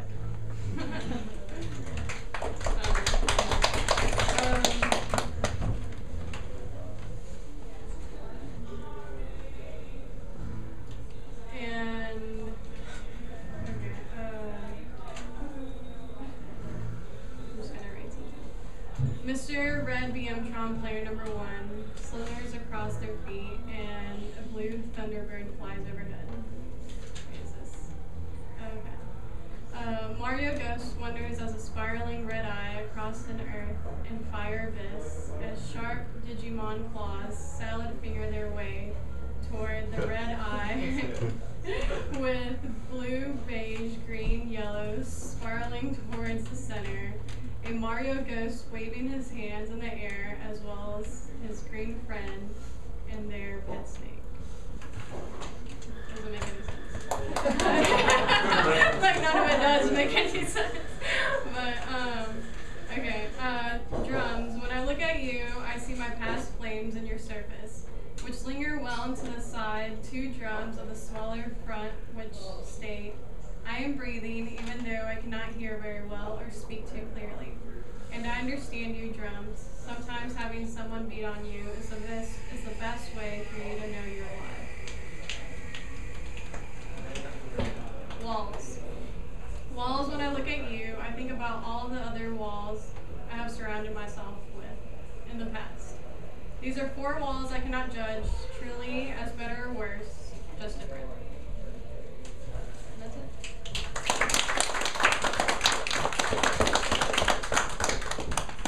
I'm not gonna touch it.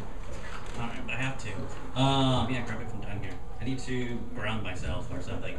Alright, coming up next we have Tony. Everybody give it up for Tony! Yay!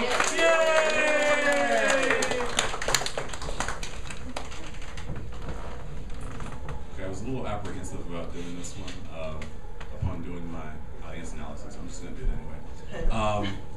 This one's about Lil Wayne. And like I said, this is my audience analysis. I don't know if anybody likes Lil Wayne here. Do you like Lil Wayne? If you hate Lil Wayne, you're gonna love this poem. If you love Lil Wayne, you're really gonna hate this. Dear Wheezy, I don't understand how anyone could ever call you an artist. I could take all the foul-smelling dog crap that comes out of your mouth and mold it to a sculpture of Benito Mussolini, and it would still be a better masterpiece than anything that has ever been coming out of your mouth. I heard that even Rick Perry thinks you're an idiot. You once made a shot at Emmett Till. Oh, Mr. Carter, that's your clan name, isn't it? And also, what the hell is acting brand new anyway? That's just like saying I'm being very, very sunshine clouds, or my foot is very helicopter. I can't believe You once called yourself the best rapper alive. Illogical metaphors and misguided attempts at rhyme do not make you a lyrical genius. And what is this stuff you have on your face? Do you seriously have the word misunderstood tattooed on your face? I don't even want to get started how even with your inability to form a good metaphor, that you somehow put the summary of your whole career on your face. Misunderstood. You're right, Wayne. I don't understand it. You once said in one of your songs that you wish that you could fuck every girl in the world. But young moolah, baby, you're making this money and teaching these kids that being half boy and half demon is okay as long as you are making this money. Wheezy, what did your mom say when she heard that song? Did your sisters ask you what you meant? Did your daughter look up at you and say, Daddy, I'm a girl? Daddy, do you really want to fuck every girl? Daddy, do you want to fuck me? I can't believe you once said that. What if your sons wanted to be just like their father and fuck every girl just because they wanted to be just like their father? You are not human. I am thankful for your retirement. I am thankful that my children will never perceive success as what you tell them. And I am thankful that one day, when you sit upon your couch old and broken, that you will discover what it truly means to be an artist. Ooh.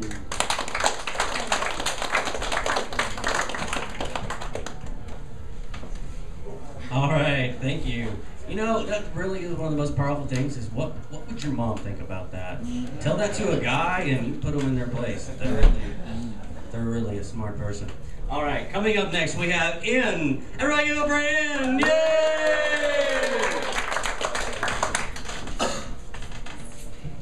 Shit.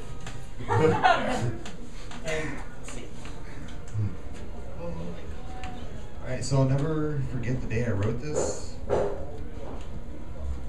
Because I wrote it on the back of my couch.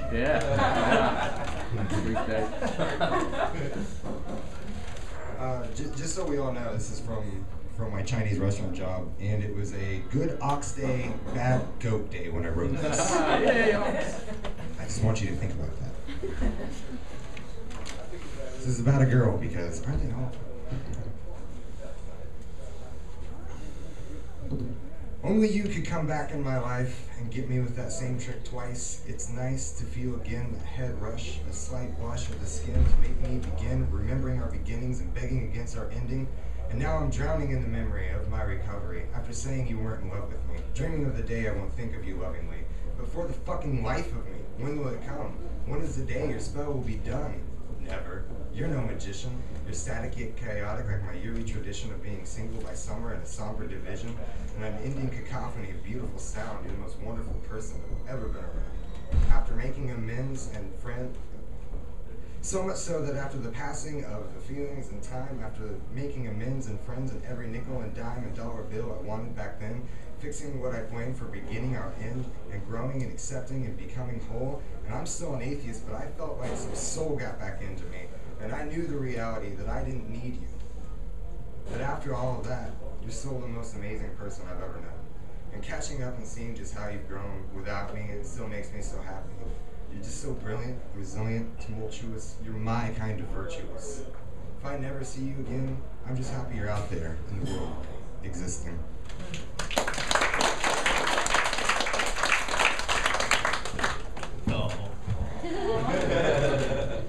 All right, we have got, this is going to be the last poet for round 2.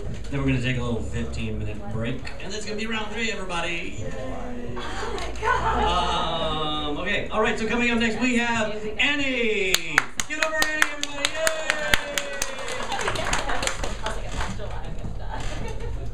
Hi, this is called Take a Stroll. Maybe as I strolled down the darkened street, the breeze swaying my hair and my shoulders turned down. As I stared blankly at the asphalt, something began to change in me. Maybe as the lonely light dimly lit my path, the warm air strengthened my once dead fingers, left to dangle off my palms, frail and helpless without another's to clasp them tight. Maybe the wind was meant to wick away salty tears when no one could kiss them off my saddened cheeks. Maybe grass so green and plush in the moonlight was made to ground my flimsy spine, when the stars are not hidden behind clouds so my eyes can feast on their confidence and strength. Maybe when my world begins to crash around me, I can take a stroll on a darkened street and remember what is still there for me.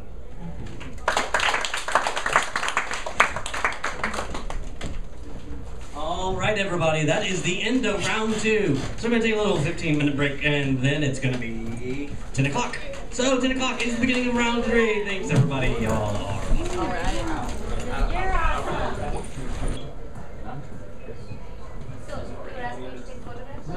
This is when poetry gets real. Yeah. All right, everybody. How are you ready? I like it. I got some people jump with that. Are you ready? All right, it is round 3, everybody. Thank you so much for sticking around and being for the whole thing. I love y'all. Y'all are amazing. So, all right, it is round 3, and that means it is getting pretty close to the end. So, without further ado, I don't want to break him from his conversation because he looks like he's getting pretty. There we go. Awesome. All right, everybody, coming up, it is Thom. Everybody, Thom and Scott.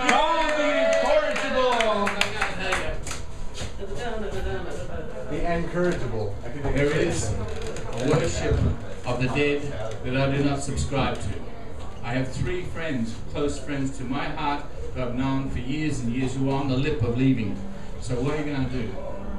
A lot of people have a cult of death. They say that the ending justifies their life, and I say life justifies your life, and the infinite extension of it is all we have to share. So I have no death in me. And when my friends give up or suicide or cut their wrists of hope, I just say to them, look, I can't talk to a corpse. Don't tell me what a famous poet you were because you left your flesh. I said flesh ain't got the creative capacity. There's something more, your spirit. And your spirit needs to talk in the flesh right now.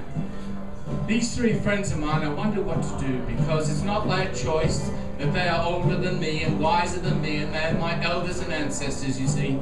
So what I determined to do was this. While they're still in their flesh, while they're still living, I shall celebrate them. On January, the first expressions reading, I'm going to do what the Japanese do, which is called the living works of art. When you find people who are stronger, braver, deeper, and faster than you, you celebrate their life because they are leading us into deeper waters. Now I don't walk on the waters, I ain't got holes in my feet. I sink as well as swim. I think as well as feel. So I ask every person in the room to extend the life force as far as you can, to get rid of that artificial gloom that seems to surround you by casual cynicism and ennui. That apathy that means you're not really here. Put a smile back on your face, even if it's artificial. Put that light back in your eyes, even if it's a burnt out light glow. So, on January the 3rd, 2015, and I hope you're all still alive then, I invite you to the High Temple where we've been doing expression for the last 17 years, and you will see then Dr. Kathleen Hudson, who in Kerrville for 23 years has done the Texas Festival of Folk Culture. The university honored her, but they didn't honor her enough. They gave her, she wrote a book called Women in Texas Music. No one's read it, but she's the one I admire and respect because she didn't need a I. She was a servant. Up in Salado, there's Jackie Mills. Woo! Okay, Jackie Mills did Salado Legends. She wrote the songs for that. It's been going for 22 years. Up in La Mesa, in the middle of West Texas, the only poetry festival in West Texas, the Forest Fest is having its 15th anniversary. Quinceañera, I can't say it. Quinceañera! And they're doing that in National Poetry Month, which is April next year. Connie Williams, she drove down here for the Poetry Festival benefit at 100 miles an hour and didn't get a ticket. She rode back at 102 miles an hour and didn't get a ticket. Now that's magic. That's poetry. To talk about on the road in Kerouac, I'm talking about the living, the breathing, the sentient, the ones who are still sparking. So I want to honor them because they are faster, deeper, and braver than I will ever be. And while they're alive, well, that's poetry.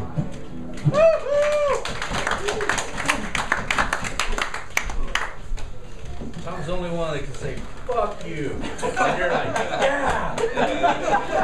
All right. Fuck you and your mother too. All right, coming up next, we have some guy. It's me! Hooray! I love it! All right, so I made a comment a while back on Facebook, right when all the Ebola scare was going on in Dallas. And I was like, I made a very Disclosure, I just came from there yesterday. Quarantine that man. But I made just an offhand comment that the life of a hypochondriac in Dallas must really suck right now. And the paranoics. And so my friend Bradley, he's one of my best friends, wrote a poem called A Hypochondriac in Dallas. The world is covered with trash, cried the wanderer in the dump. What filled this land had filled her sight, making a totality of a stump. A hypochondriac in Dallas, imagining a reality from a flash. The end is surely near, cried the reader of Book 66. It was written, and so it was, that revelations and signs did mix. A hypochondriac in Dallas, reasoning backwards from his fear. The world is cast into the dark, cried she who awoke blind, hands pressed to her face and over her eyes entwined. A hypochondriac in Dallas, interfering a fire from a spark. To live is to know pain, cried the injured in misery. His wound was flesh and immediate, and health errant trickery. A hypochondriac in Dallas, stuffing metaphysics into a strain. The world is going to hell, cried a viewer of the local news. Its dead had bled and led her into a red that would suffuse. A hypochondriac in Dallas, hearing the chime without the bell. A hypochondriac in Dallas cried out that existence is a disease. We have all been affected. We are all born on our knees. A hypochondriac in Dallas diagnoses a universe from symptoms in his soul, writing numerous prescriptions for a generic drug, control. Thank you. Oh, yeah. That was Bradley Hewlett. I'll be sure to pass on the love. All right, thank you. Coming up next, we have Louise. Give it up for Louise! Yay!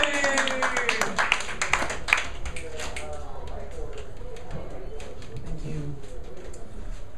Well, Robin here started a writing workshop on Wednesday afternoons from 1 until 3. Strange Brew, and it's named after her cat Harriet. And we look at pictures or words or whatever, and we write poems accordingly. And that's what I've been reading from tonight. There are 2 short poems. Other eyes. Other eyes see other things. Some see colors we cannot know. Some see less than the spectrum. Some see in the dark of a starlit night. Some see in the depths of the ocean. Some see in 3 dimensions. Some see independently all around. Some see from high in the sky. Some can even see the forest for the trees. Mosaics.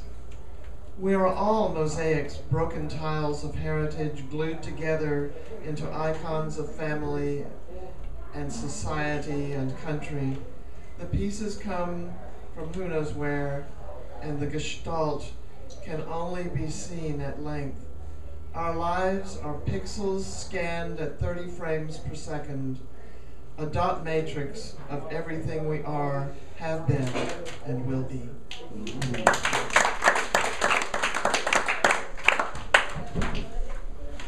Alrighty, coming up next we have Caleb. Give it up for Caleb! Hi again, everybody. To introduce this one, someone who is a famous poet of mine named Derek Brown. he is a local poet here, but the cool thing about him in kind of the inner spoken word circle, he's a little bit more larger than life, if you would say. He's kind of more on the famous side. And a year ago, when I moved up here, I didn't know anybody, and a few months in, I got a little bit more courageous to kind of venture out into Austin, and it led me to find a bookstore that he owns, which unfortunately is no longer here. And for several weeks, I found myself buying like all sorts of books of poetry. And on one of those weeks, it just so happened that he was the cashier that day. And while no one was there, he saw me come in, he stood up and actually said, "Welcome, like, thank you for coming." And that just blew me away, that somebody who makes a career out of poetry was glad that I took the opportunity to come in to see what he built. And he's just a really cool guy. So I want to read one of his that has really stuck out to me over the past few months. And it is called The Victory Explosion. I try to remember my youth. It evaporates into 76 memories. One memory was that you believed that the earth was made perfect by God, and that humans fouled it up, and that sin was something we gave birth to, as God shook his head at our idiocracy. How could they choose terror and loss? I don't think God really ever wanted perfection. If he designed the things he made with an instinct to screw up, fighting it and failing is beautiful, and it is hard. Screwing up is part of the program. You could call it sin, you could call it human. Maybe there are codes built inside of darkness, needing light, and vice versa. It did not shake your belief in the existence of a God, but it shook your belief in the bland necessity for perfection. It birthed the belief that the human who could figure out the balance of a hunger for winning and a deep respect for losing would win the trophy of life. You go back to the first year you learned to daydream in a clothing rack.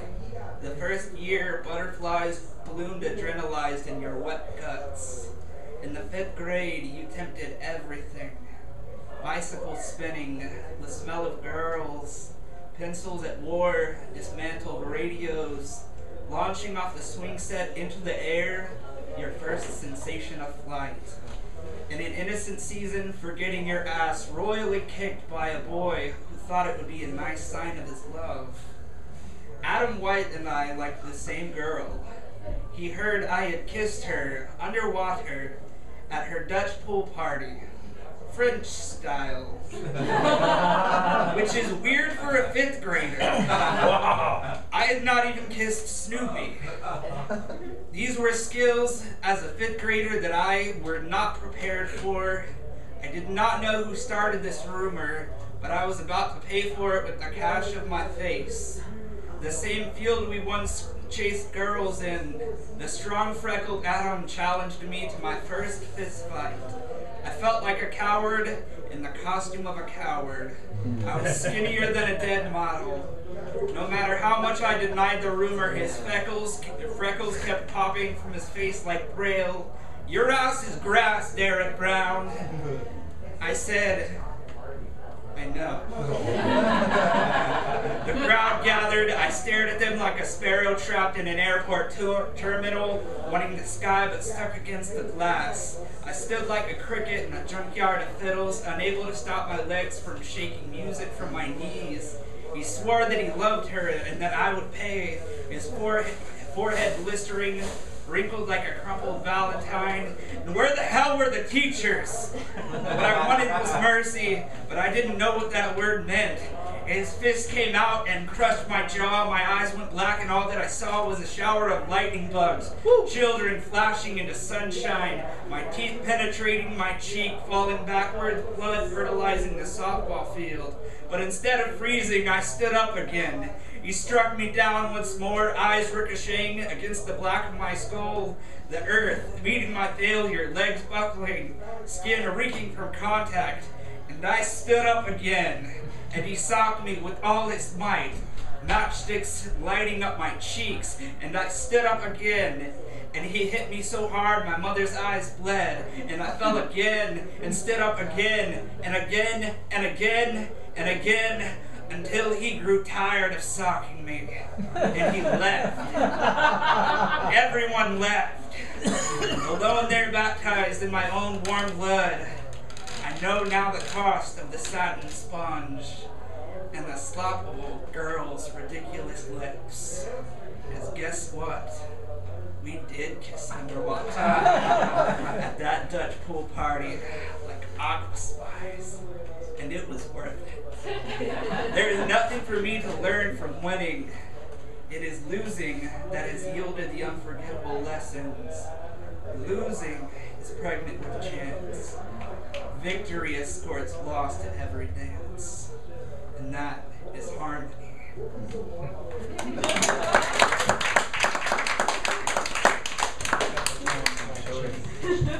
lot of good lines in that. All right, come here, miss. Can I go over one more?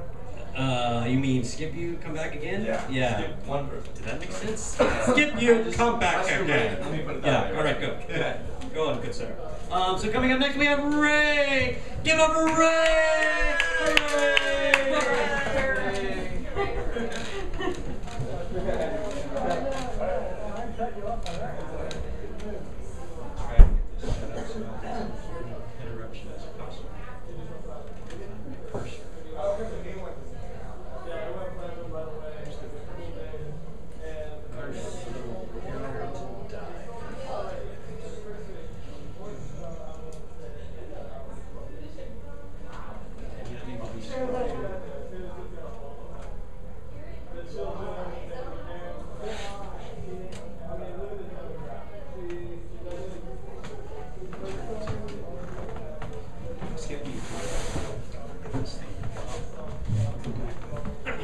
All right. So wait, I just saw Scott leave. Did somebody say? Oh, no, never mind. He's got it. Ray's got it. Everybody, hooray! But if you're reading, you need to read really with high energy. Okay, this one is called PLU. Do they have good cafes there? I asked a man about the city where he lived. I wouldn't know, he said. I don't have time to sit around in cafes. He said this with pride. He was too busy with too many important things to waste precious time doing nothing. Though he drove an expensive car and wore a well-cut suit, I marked him as a poverty-stricken man, so impoverished by busyness that he couldn't afford an idle hour.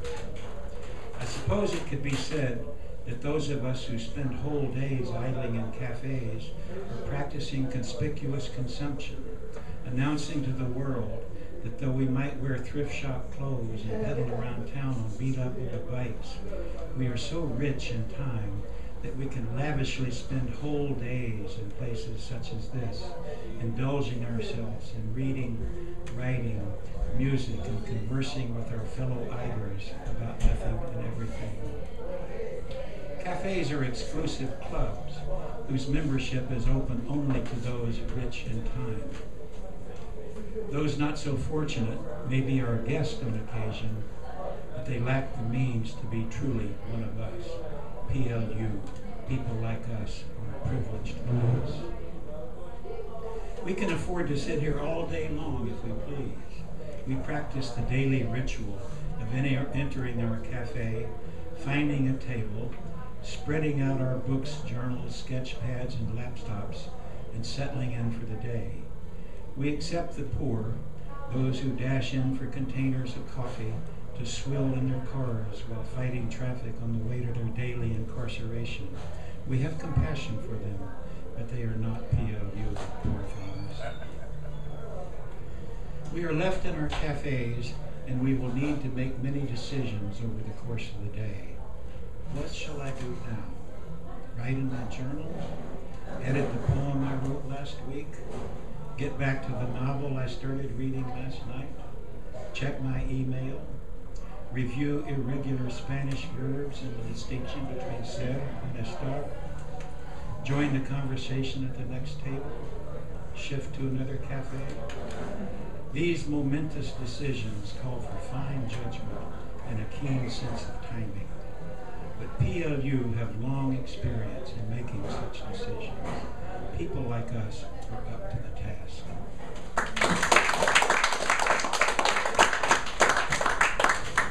Alrighty, everybody, coming up next we have Mr. Michael Lewis. Yay! Okie dokie. I wrote this one quite some time ago. It doesn't quite reflect my current views on everything, but I'll give it a little go. It's called Staircase.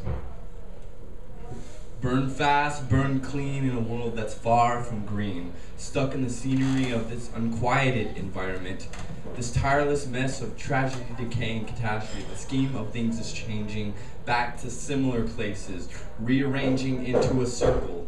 More like a viral spiral, disintegrating with selfish love, feeling like there's not enough. So everyone acts tough, then lives become rough, filled with useless stuff, split from peace, torn from love, buy more shit to feel at ease, always on the brink, never thinking the only way to find release is simplicity. Happier than sadder, then I'm crying, there's laughter, then I'm happier than sadder, then I'm crying, there's laughter, then I'm happier than sadder, then I'm crying, there's laughter. When we're living in the moment, my mind gets rolling. The hereafter, I'm on this roller coaster that's so drastic. Emotions broken, thoughts are spastic. Every moment stretching like elastic. I try to find a way to shake it when I feel it's hard to take it. And I'm sifting and I'm twisting, my head aching as I'm drifting, but I'm listening, I'm still listening. My colors splitting like light shining through a prism. There's a collision in my missing. Above, a cloud follows and starts to drizzle. But it's raining in my brain, I'm getting no refrain from the strain of the pain. At the end of the day, the only thing that still remains is a desire to relate and to attain something great. To break away from the hate and the shame of the day-to-day, the facade of broken dreams and false gods, till I'm brought to the balance, fought my way through the cowards, content of mind to spend my hours with enlightenment as my tower, and understanding is my power. And that space between spaces, that place between places, an untraceable grace above a sea of faces, unequivocated release, above, beyond, between all things. Climbing stairs to the top, and I trip, and I fall 10 down, and I climb 100 more. Climb, fall, climb, fall, climb, fall, in life, top or floor. Climbing stairs to the top, and I trip, and I fall 10 down, and I climb 100 more. Climb, fall, climb, fall, climb, fall, in life. Top or floor, top or floor. Yeah.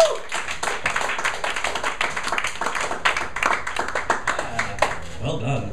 I've been tripping all over the place. All right, coming up next we have Scott's Great Scott. Give it up for Scott.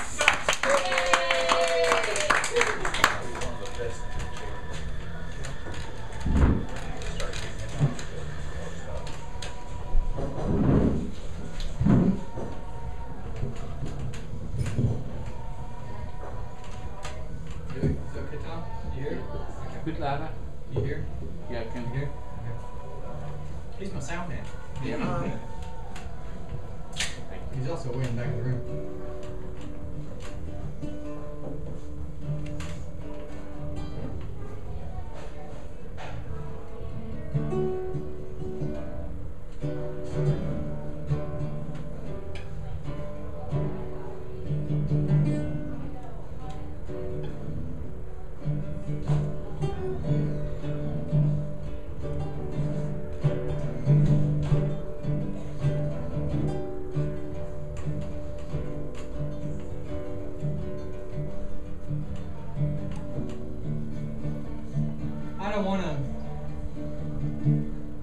I don't want to be famous. I don't want to be wealthy. I don't want to be known, except for you guys. You know, the other open mic people. I don't want to be one of those people who's proud of his car. I'm not. I don't want to keep my car clean, and I don't want to wash my dishes. I don't want to be one of those parents that makes their kids clip their fingernails every time they see them. And I don't care if they brush their hair or not, to tell you the truth. They look fine to me. But I do want to be here with y'all, completely and openly and honestly. I want the back of my brain to open up to where y'all see what I see in it. There was one time, a long time ago, I was way high on drugs. And I lay down on the floor, and behind me, the back of my brain sort of opened up. Maybe you can see it too. It's a painting. It's a painting that's covered in fire and brimstone and life and light and love and joy and laughter. I was at an open mic recently. An open mic was a festival. Somebody came up to me and said, "You look like you're brooding." And I know what I'm trying to hatch. I am brooding. I'm trying to hatch this egg that's been floating around in me since before the beginning. Darn it. I got an egg and it's cracking wide open and it's sprung so far out that I can't even feel my fingers anymore. And I don't know what I'm saying. God darn it. It's just a pain in the back of my mind, and it looks like you did when you were a child. When you know what you're doing, God darn. I don't want to be famous. I want to be here somewhere amongst all this shit. Sometimes I get so lost, I don't know what I am, so I sit in my tub and I disappear. And I'm telling you, I disappear. There is nothing left to me. And in the ultimate, absolute darkness, I feel something. I feel that I would rather be alive than dead. And I don't care how hard it is, or how lost, or how weird. And it does get really weird, I'm telling you. It gets so weird, I don't even know if I got a head anymore.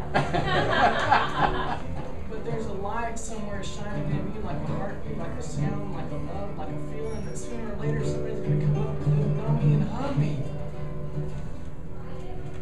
And that's the kind of famous I want. I want the kind of famous that says your arms and my arms, and they're playing this guitar as much as I have. So I'm not going to go home tonight and stare at that sink full of dishes and complain to myself. I'm going to go home tonight and say, God, man, I can't wait to watch the video of all those people playing and singing and dancing.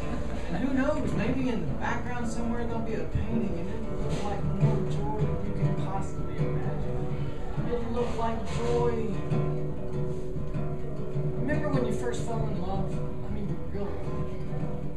When all the world seemed like it revolved inside your eyes, like they were a star.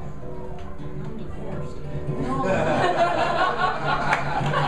Star inside her, and she was beautiful and gorgeous. Oh, I can't remember that anymore. But somewhere there's a true love, and maybe you'll have it tonight or tomorrow or the next day. The word's free, let it out, let it sing. That sounds about right. Yeah!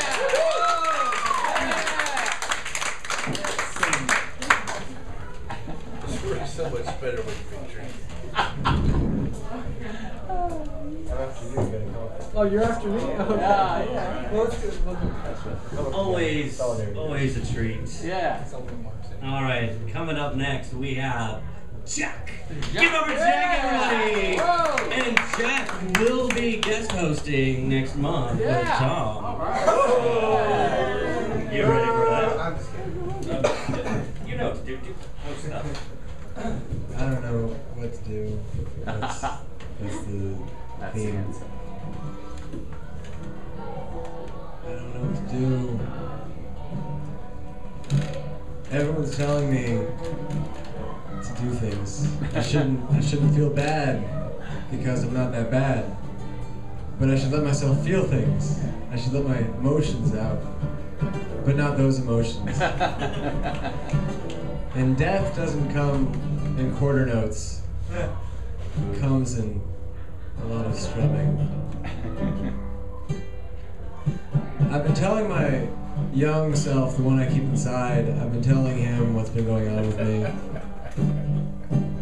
And I feel like I'm scaring the shit out of that little child.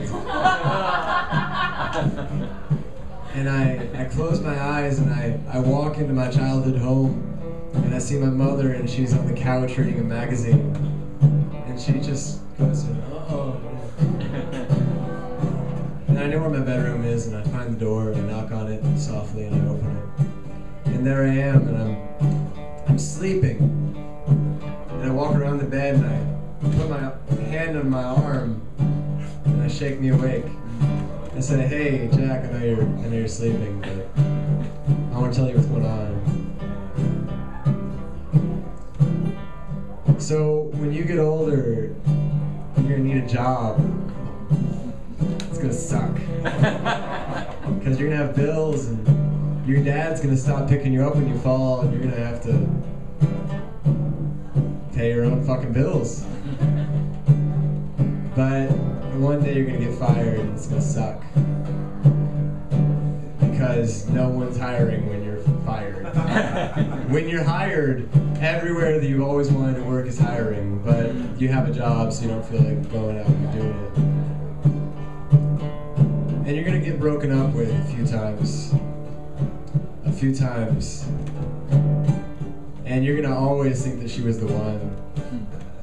And she always will be, that's the thing. The one is not singular. It's not you in that room with that one person listening to that one record while making jazz with your fingers. The one is a concept and the one is in each one of you. There's a song from the 60s and the line goes, I do believe I could fall in love with anyone. It's fucking true. Wise. And the one emotion I feel more than anything is honor. And that's what I try to tell my young self. I try to say, Jack, you're gonna go through some shit, but you're gonna feel so honored to have been a part of it. And you're gonna go to rooms with people like you that are in no way like you. I mean, I'm not the world poet. I'm not Spirit Thom. I'm not Ray with the sex poetry. And I can't dance. But I do. And little Jack says, that's cool. And he's still got gap teeth, he hasn't had braces yet. And he looks like he did in all those school photographs, which is the only way that I remember who he was. And he's tired, so I say, you go back to sleep. And I go out of the room, and I say bye to my mom, and I hug her because I know what she's gonna go through. And she doesn't know it yet, because she's still got short hair like she did in the 90s. And I hug her so hard, and then I open my eyes and she's just a pillow. Death doesn't come as a long strum, it comes in many quarter notes. Beautiful, beautiful. Yeah.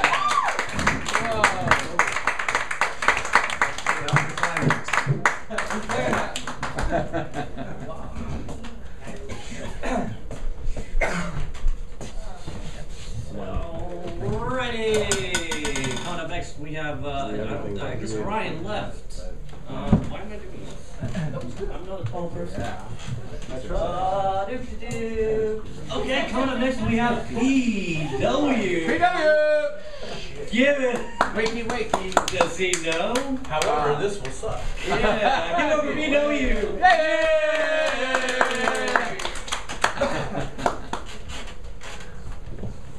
Love going out here and Wake the Dead, Coffee House, San Marcos, Texas, Central Texas, Thom.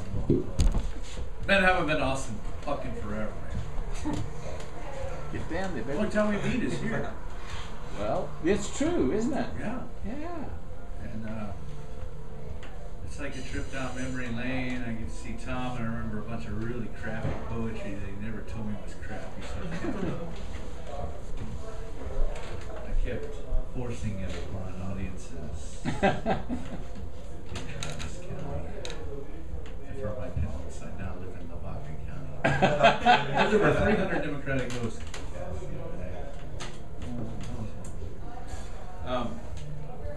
Yeah. Another great thing about being here is seeing the youth and seeing how engaged you guys are and how this room was so fucking full earlier that you could distill something very vile from our sweat glands. But keep that up. That's an awesome problem to have. And I really dig that there's young women in black sitting against the back wall. They're just soaking us in. Sober, too. There is a convenience store next door that sells wine. They probably don't want me to say that. Come on. But no, enough with that masturbation and onto this. I remember Thom, and I remember not a whole lot of the stuff I used to read survived, man. Not a lot of it because it sucked. I used to write a lot about plays. I used to have aspirations, visions. I still have that. It's different. This was actually, I was asked to include this in a anthology published down in the valley about school shootings and all that. After the Waterloo shooting, unfortunately, we've had several more since then. It's not going to stop, folks. It's not.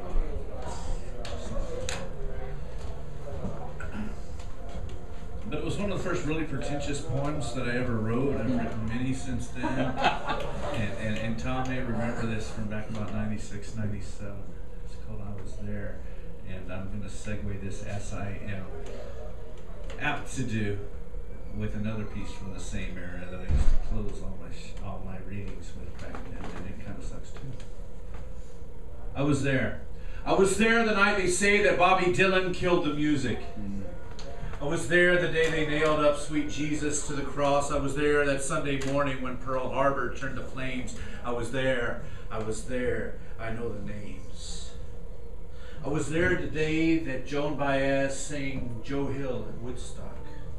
I was there among the sailors when they brought the Bismarck down. I was there with Patty Hearst when they robbed that bank in Frisco. I was there. I felt the heat. I heard the sound. I was there in Austin, Texas when the shots rang out on campus. I was there beside the mountain when they brought those tablets down. I was there at City Lights and I drank the poet's wine. I was there. I felt the beats. I heard the rhyme. I was there that afternoon when they shot down Martin Luther. I was there in New York City when the mighty towers fell. I was there 10,000 years before the white man came to conquer. I was there. I smelt the air. I gave a howl. I was there in Hiroshima and again in Nagasaki. I was there with Sonny Liston when the old champ finally fell. I was there out on that sidewalk when they took away John Lennon. I was there. I met their stares. I held my ground. I was there when old Papa met his end in Ketchum. I was there in Paris when the German flag came down. I was there in Seattle when Nirvana came a-calling. I was there. I was there. I love that town. And I love that town. I've been all around. And there's something in my soul that I'll always know. Texas. For better or for worse. I've said that a few times. Mine is the Texas. Mine is the Texas that spread from the Sabine Bayous to Santa Fe. Mine is the Texas of William Travis, Roosevelt's Rough Riders, and Audie Murphy. Mine is the Texas that stood tenuously alone, a short-lived sovereign power. Mine is not the Texas of Waco and Branch Davidians, of Baptists and bullets, of federal agents and fear. Mine is not the Texas of Dealey Plaza, where we all learned what gun control could do. They shot to kill in both places. Texas, straight shooters changed the world. Mine is the Texas of bluebonnets and primrose. Mine is the Texas of county fairs, fat stock shows, and rodeos. Mine is the Texas of early spring. Mine is not the Texas of black star beaches or brown tar barrios, lifeless limestone springs, nor superfunded ex-military bases. Mine is the Texas of Galveston hurricanes, Abilene blizzards, and the tornadoes of Wichita Falls. Mine is the Texas where you can hear Czech polka, Mexican conjunto, and Acadian zydeco from the same band, on the same stage, from the same instrument, on the same night. Mine is the Texas of Stevie Ray Vaughan, 6'3", still wears black. No, he doesn't. They're all fucking douches. Mine is the Texas of Chisholm Trail and the Goodnight Loving, too. Mine is the Texas of Spindletop, the Permian Basin, and Pasadena. Gasoline gets me where I go. Mine is the Texas of Green Hall, the Texas of Don Walser, of Barbara Jordan, of Larry McMurtry, the Texas of Woody Guthrie. Mine is the Texas, Wake the Dead, Coffee House, San Marcos, Texas. Yeah, yeah!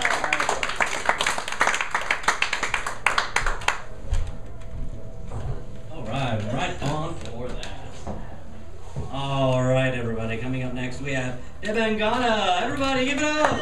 Yay! Oh, look at that. Oh shit! And I'm falling. Thanks. Today you will be no one. You may be an oak tree if you're an artist. You may be the Mississippi if you are a poet. You may be earth, puddle, rain, and storm. You may be morning, late evening, night, and dawn. You may be so many things. You will be so many things. You can sing for many days in absurd imagination. You can walk for many days in extreme loneliness. You keep dreaming for your satisfaction. Shatters moments of my dream's felicity. Do you really want to be an oak tree at the end of the story and cast a net with your roots in earth? It is your wish. I will ornament your branches with leaves. Do you really want to be the Mississippi at the end of the story, rushing towards your mouth? It is your wish. I will tenderly caress your current. Every day you become an artist or a singer or a poet. Today you will be no one. You will cup your hands to pull my absolute tears until the last breaking day. This is my wish. Afterwards, you may fade away into an invisible guarantee. You will be an artist. If you are an oak tree, you will be a poet if you are the river.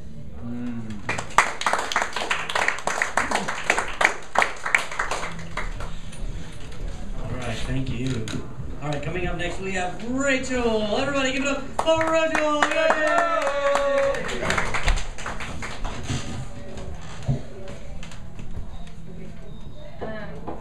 So I have a Tumblr, and like on Tumblr, like there's like a big poetry community on Tumblr, and like a lot of like there's a big trend going around right now, like 6-word poems or 10-word poems, which are really short. So I'm just gonna read a few of those. The possibility of us made me excited to discover you.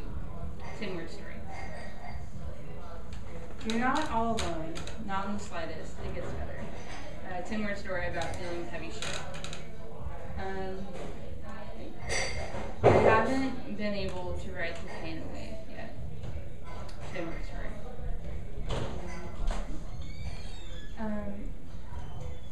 There will be people who feel the beauty that she didn't see in you when they read your poems.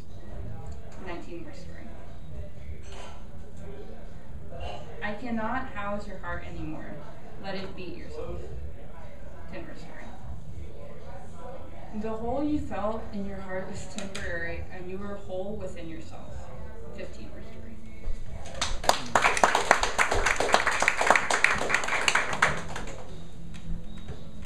All right, everybody. We have just a few more poets. It's going to be the end of the night. Yeah. But it's been awesome. Y'all have been awesome. This has been a great night. So, without further ado, let's bring up another great poet. Her name is Cynthia. Give it up for Cynthia. Yay!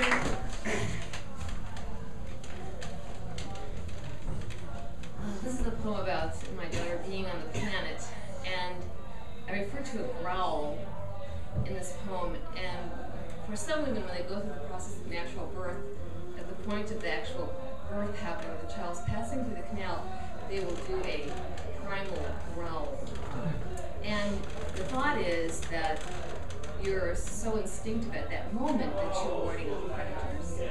And I growled so loud when my daughter was being born that I could feel, I was in a small room, and the vibration of it. So I could hear myself. I didn't experience myself doing it, but I could hear myself doing it. So anyway, that's what the growl is in this poem. You once swam in a salty sea of my making. Now you command the tides. The first sound wave to vibrate your ear, the beat of my heart. Now electric guitars vibrate through the walls of your room. When the full moon and gravity pulled on you with my growl and push, we became two, yet somehow you held my bold heart in your tiny hand. Ah, that's how our species ensures its survival.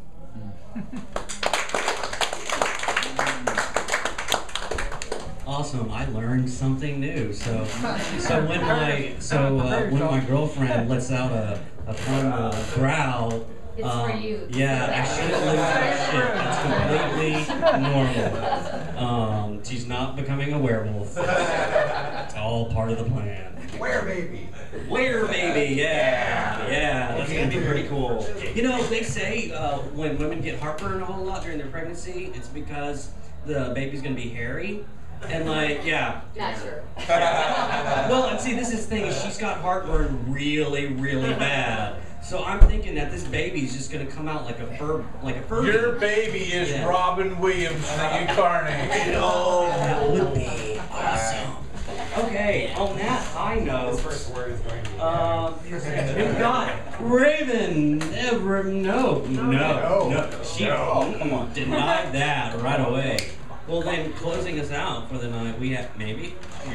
Yeah. We've got Ian. Everybody, give it up for Ian. Yay!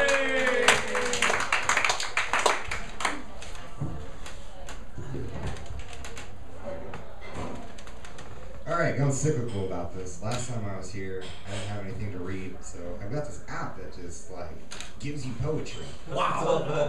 I did one last time by an artist named Gabriel Gadfly, and it was about death and embracing it and everything. It was all very Halloween spirity. I was going through it again, just trying to find some before this round, and another Gabriel Gadfly came up, and I really like it, so I think I got a new favorite artist here. It's called The Cave. Colin's sick today. I need you to come with me out to the waterfalls near the county line. Tell your boss the accounting reports can wait. There is green moss that needs to be between your toes and 100,000 gallons of water crashing over a limestone lip down into an ice-cold basin calling your name. In fact, tell Human Resources that they may want to go ahead and start processing your resignation. I found an old Indian hunting cave hidden behind the Cascades, and there are too many flint arrowheads for me to pick through on my own. And way in the back, the only thing you can hear is the water crashing down and the sound of your own body breathing.